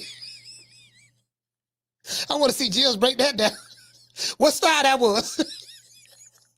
Did you see? Did you see it? You see, he did that. What he did was that. See, Nicolino Loche did that move. You know that back in the day. Now, see, y'all don't know nothing about that for y'all time. See that right? Y'all ain't seen no fighting like that. You get what I'm saying? It is what it is, man. Hey, shout out to the Prince. Shout out to the Prince of Pan-Africanism, man. You know what I mean? We do this for the Snow Bunnies as well. See your eyes shining, she's my snow bunny, please. In the winter light, so she's my sweet Dr. Queen. Talk to my nose, this lover's got it so raw. Make you move, stepping out of control. Snow bunny, moving on the bar. Everything's alright. Got that smooth, so feel. No, that's next to the law. With my snow bunny love. Been party about the night. See your eyes shining, she's my snow bunny, please. In the winter light, so she's my sweet Dr. Queen. Talk to my nose, this lover's got it so raw. Make you move, stepping out of control.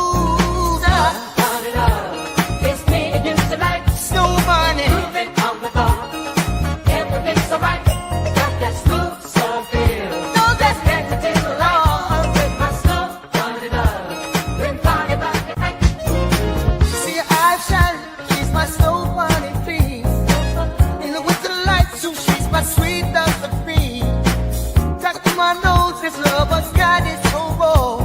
Make you move, stepping out of control. Started up. It's me against the light. Snow bunny, moving on the bar. Everything's alright. Got that smooth, so feel. No, that's next to the law. With my snow bunny love. Been party about the night. You know, see the. You know, the Prince of Pan-Africanism, North Philadelphia's very own. North Philly, you know, we're trying to raise the money. We're trying to raise the money right now. Shout out to the Face of Box. Hey, yeah. Ooh, that look good. How much fun?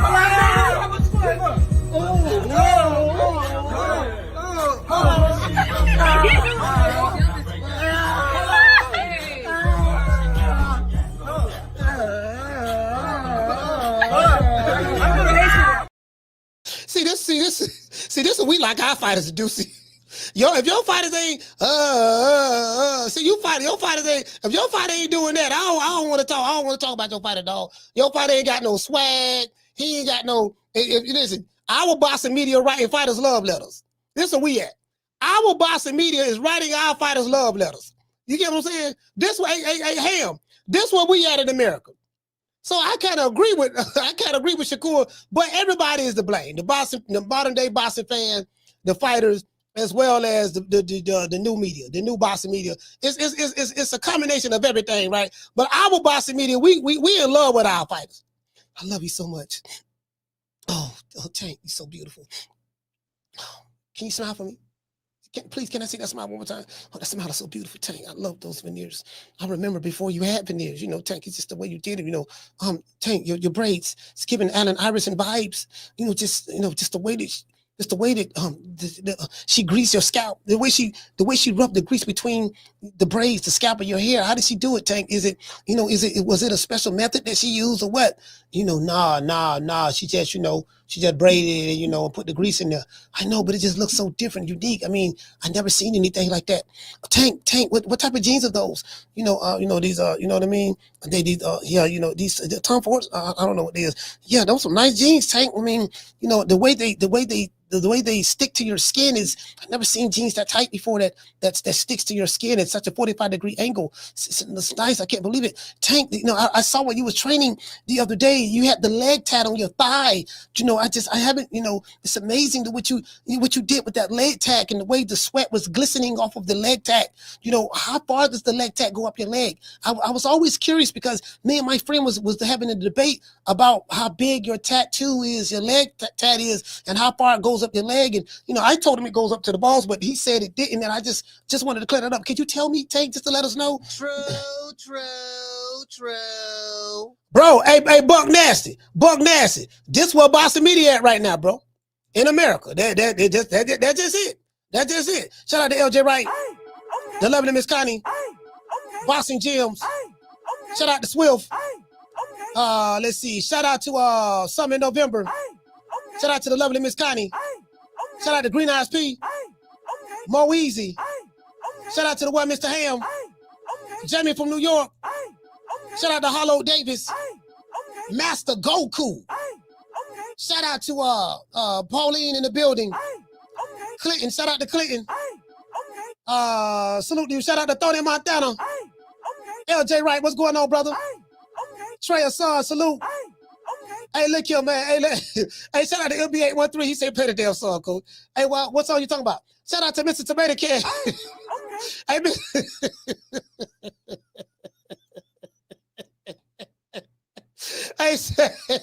Tomato Can. Mr. Tomato Can. Might have a bunch of zesty niggas run up on me. There he goes right there. Hey, guy, come here. I know exactly who you are. You're that guy, Coach Malachi. What did you say? What did you say about my fighter? And another thing, you get what I'm saying? Have a bunch of zesty niggas. I'm gonna have a bunch of zesty niggas running up on me with lipstick and a purse, yeah. And what did you say about my fighter? And guess what? I don't need you to talk about my goose grease. And so what? I got goose grease. I went to the doctor and they gave me something for that goose grease. You get niggas got hey, niggas getting yeast infections. Nigga jeans so tight he catching a yeast infection. True. Like, God damn, fam, them jeans so skinny. I heard of skinny jeans, but God damn, bro. Like, how you got in there? Don't worry about how I got in there. I know your nuts can't breathe. Nah, they can't breathe. They know them right now. They can't breathe. But don't worry about it. I got somebody right here. Ellie suck a nigga nutsack. Listen. Yes, Tank. What is it? Anything for you? Ellie, check it out. My nuts don't went on because I got these tight ass jeans on. My nuts can't breathe. What you want me to do? I need you to give them mouth to sack resuscitation. True. Okay, Tank, I'll do it. Report it.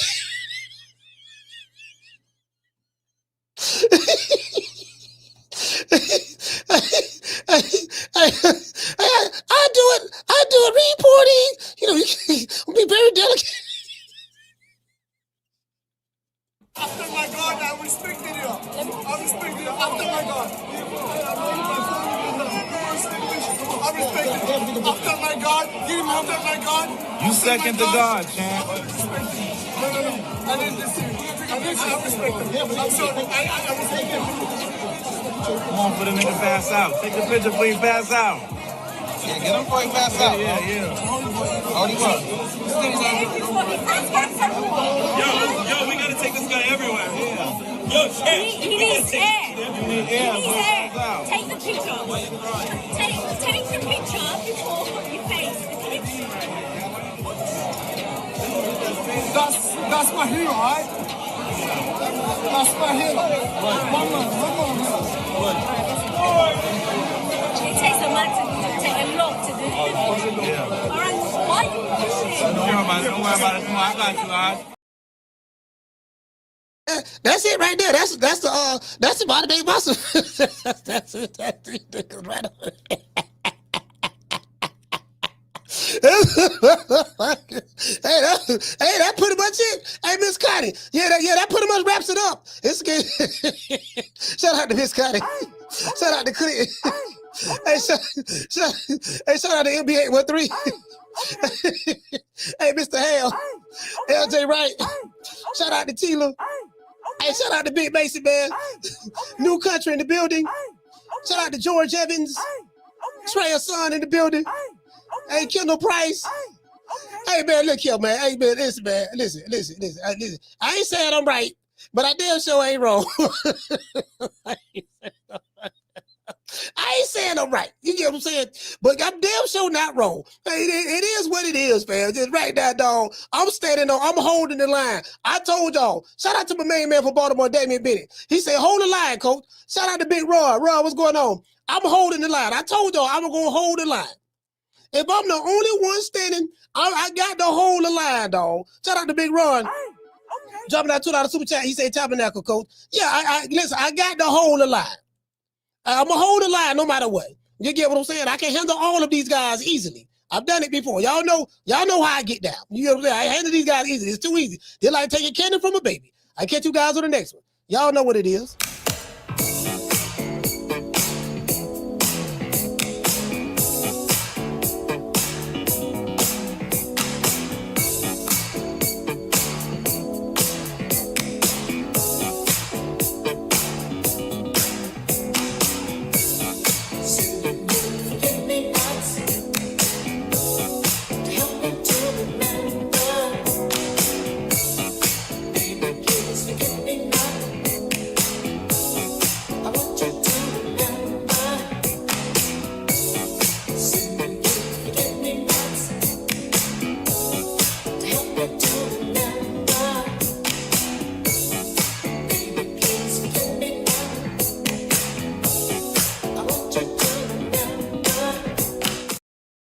Hey, man, shout out to Big Ron. Hold on.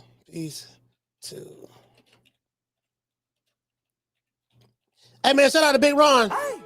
Shout out to Mo Easy, baby. Shout out to James. Hollow Davis. Bossing Jims. Jamie from New York. Man, shout out to Schoolo. Buck Nass in the building. Hey, Buck Nass, but that's a funny ass day. Boy, Dave Chappelle. Boy, you made Charlie. R.I.P. to Charlie Murphy, man. Charlie Murphy. Boy, you made Charlie proud. Kendall Price in the building. Shakur Hands. Shout out to Tony Montana. Listen, we got Big Rod. Shout out to Herb Winston. The lovely Miss Connie. Hey, man, look, listen, I ain't gonna lie. Listen, if y'all see some dudes hating on me, don't get mad at them. I earned the hate. I'm not gonna lie. If y'all see anybody making any videos, talking shit about me, posting bad shit about me, don't get mad at them. I earned it. I earned all this. I promise you this. I take pride in it. I earned all the negative press that I may get from these other channels or other niggas in chats and stuff. I earned it. Trust me, I deserve every last one of it. Cause guess what? I ain't gonna let up. I can promise you that. You know, I always win. I always win. So if you see them hating, don't get mad at them. Please don't get mad at them. Listen, I earned it. I deserve it. Guess what? And if I said something that pissed you off and made you mad today and made you want to hate today, show up tomorrow. I promise you, I will say some more stuff tomorrow that's going to make you mad and make you hate tomorrow. True. I take pride in the hate. I catch you guys on the next one. You know my motto. Don't beat me there, beat me there. Peace. I catch y'all. Man, I'm out of here, bro. Let's go. Man, I'm out of here, bro. Let's go.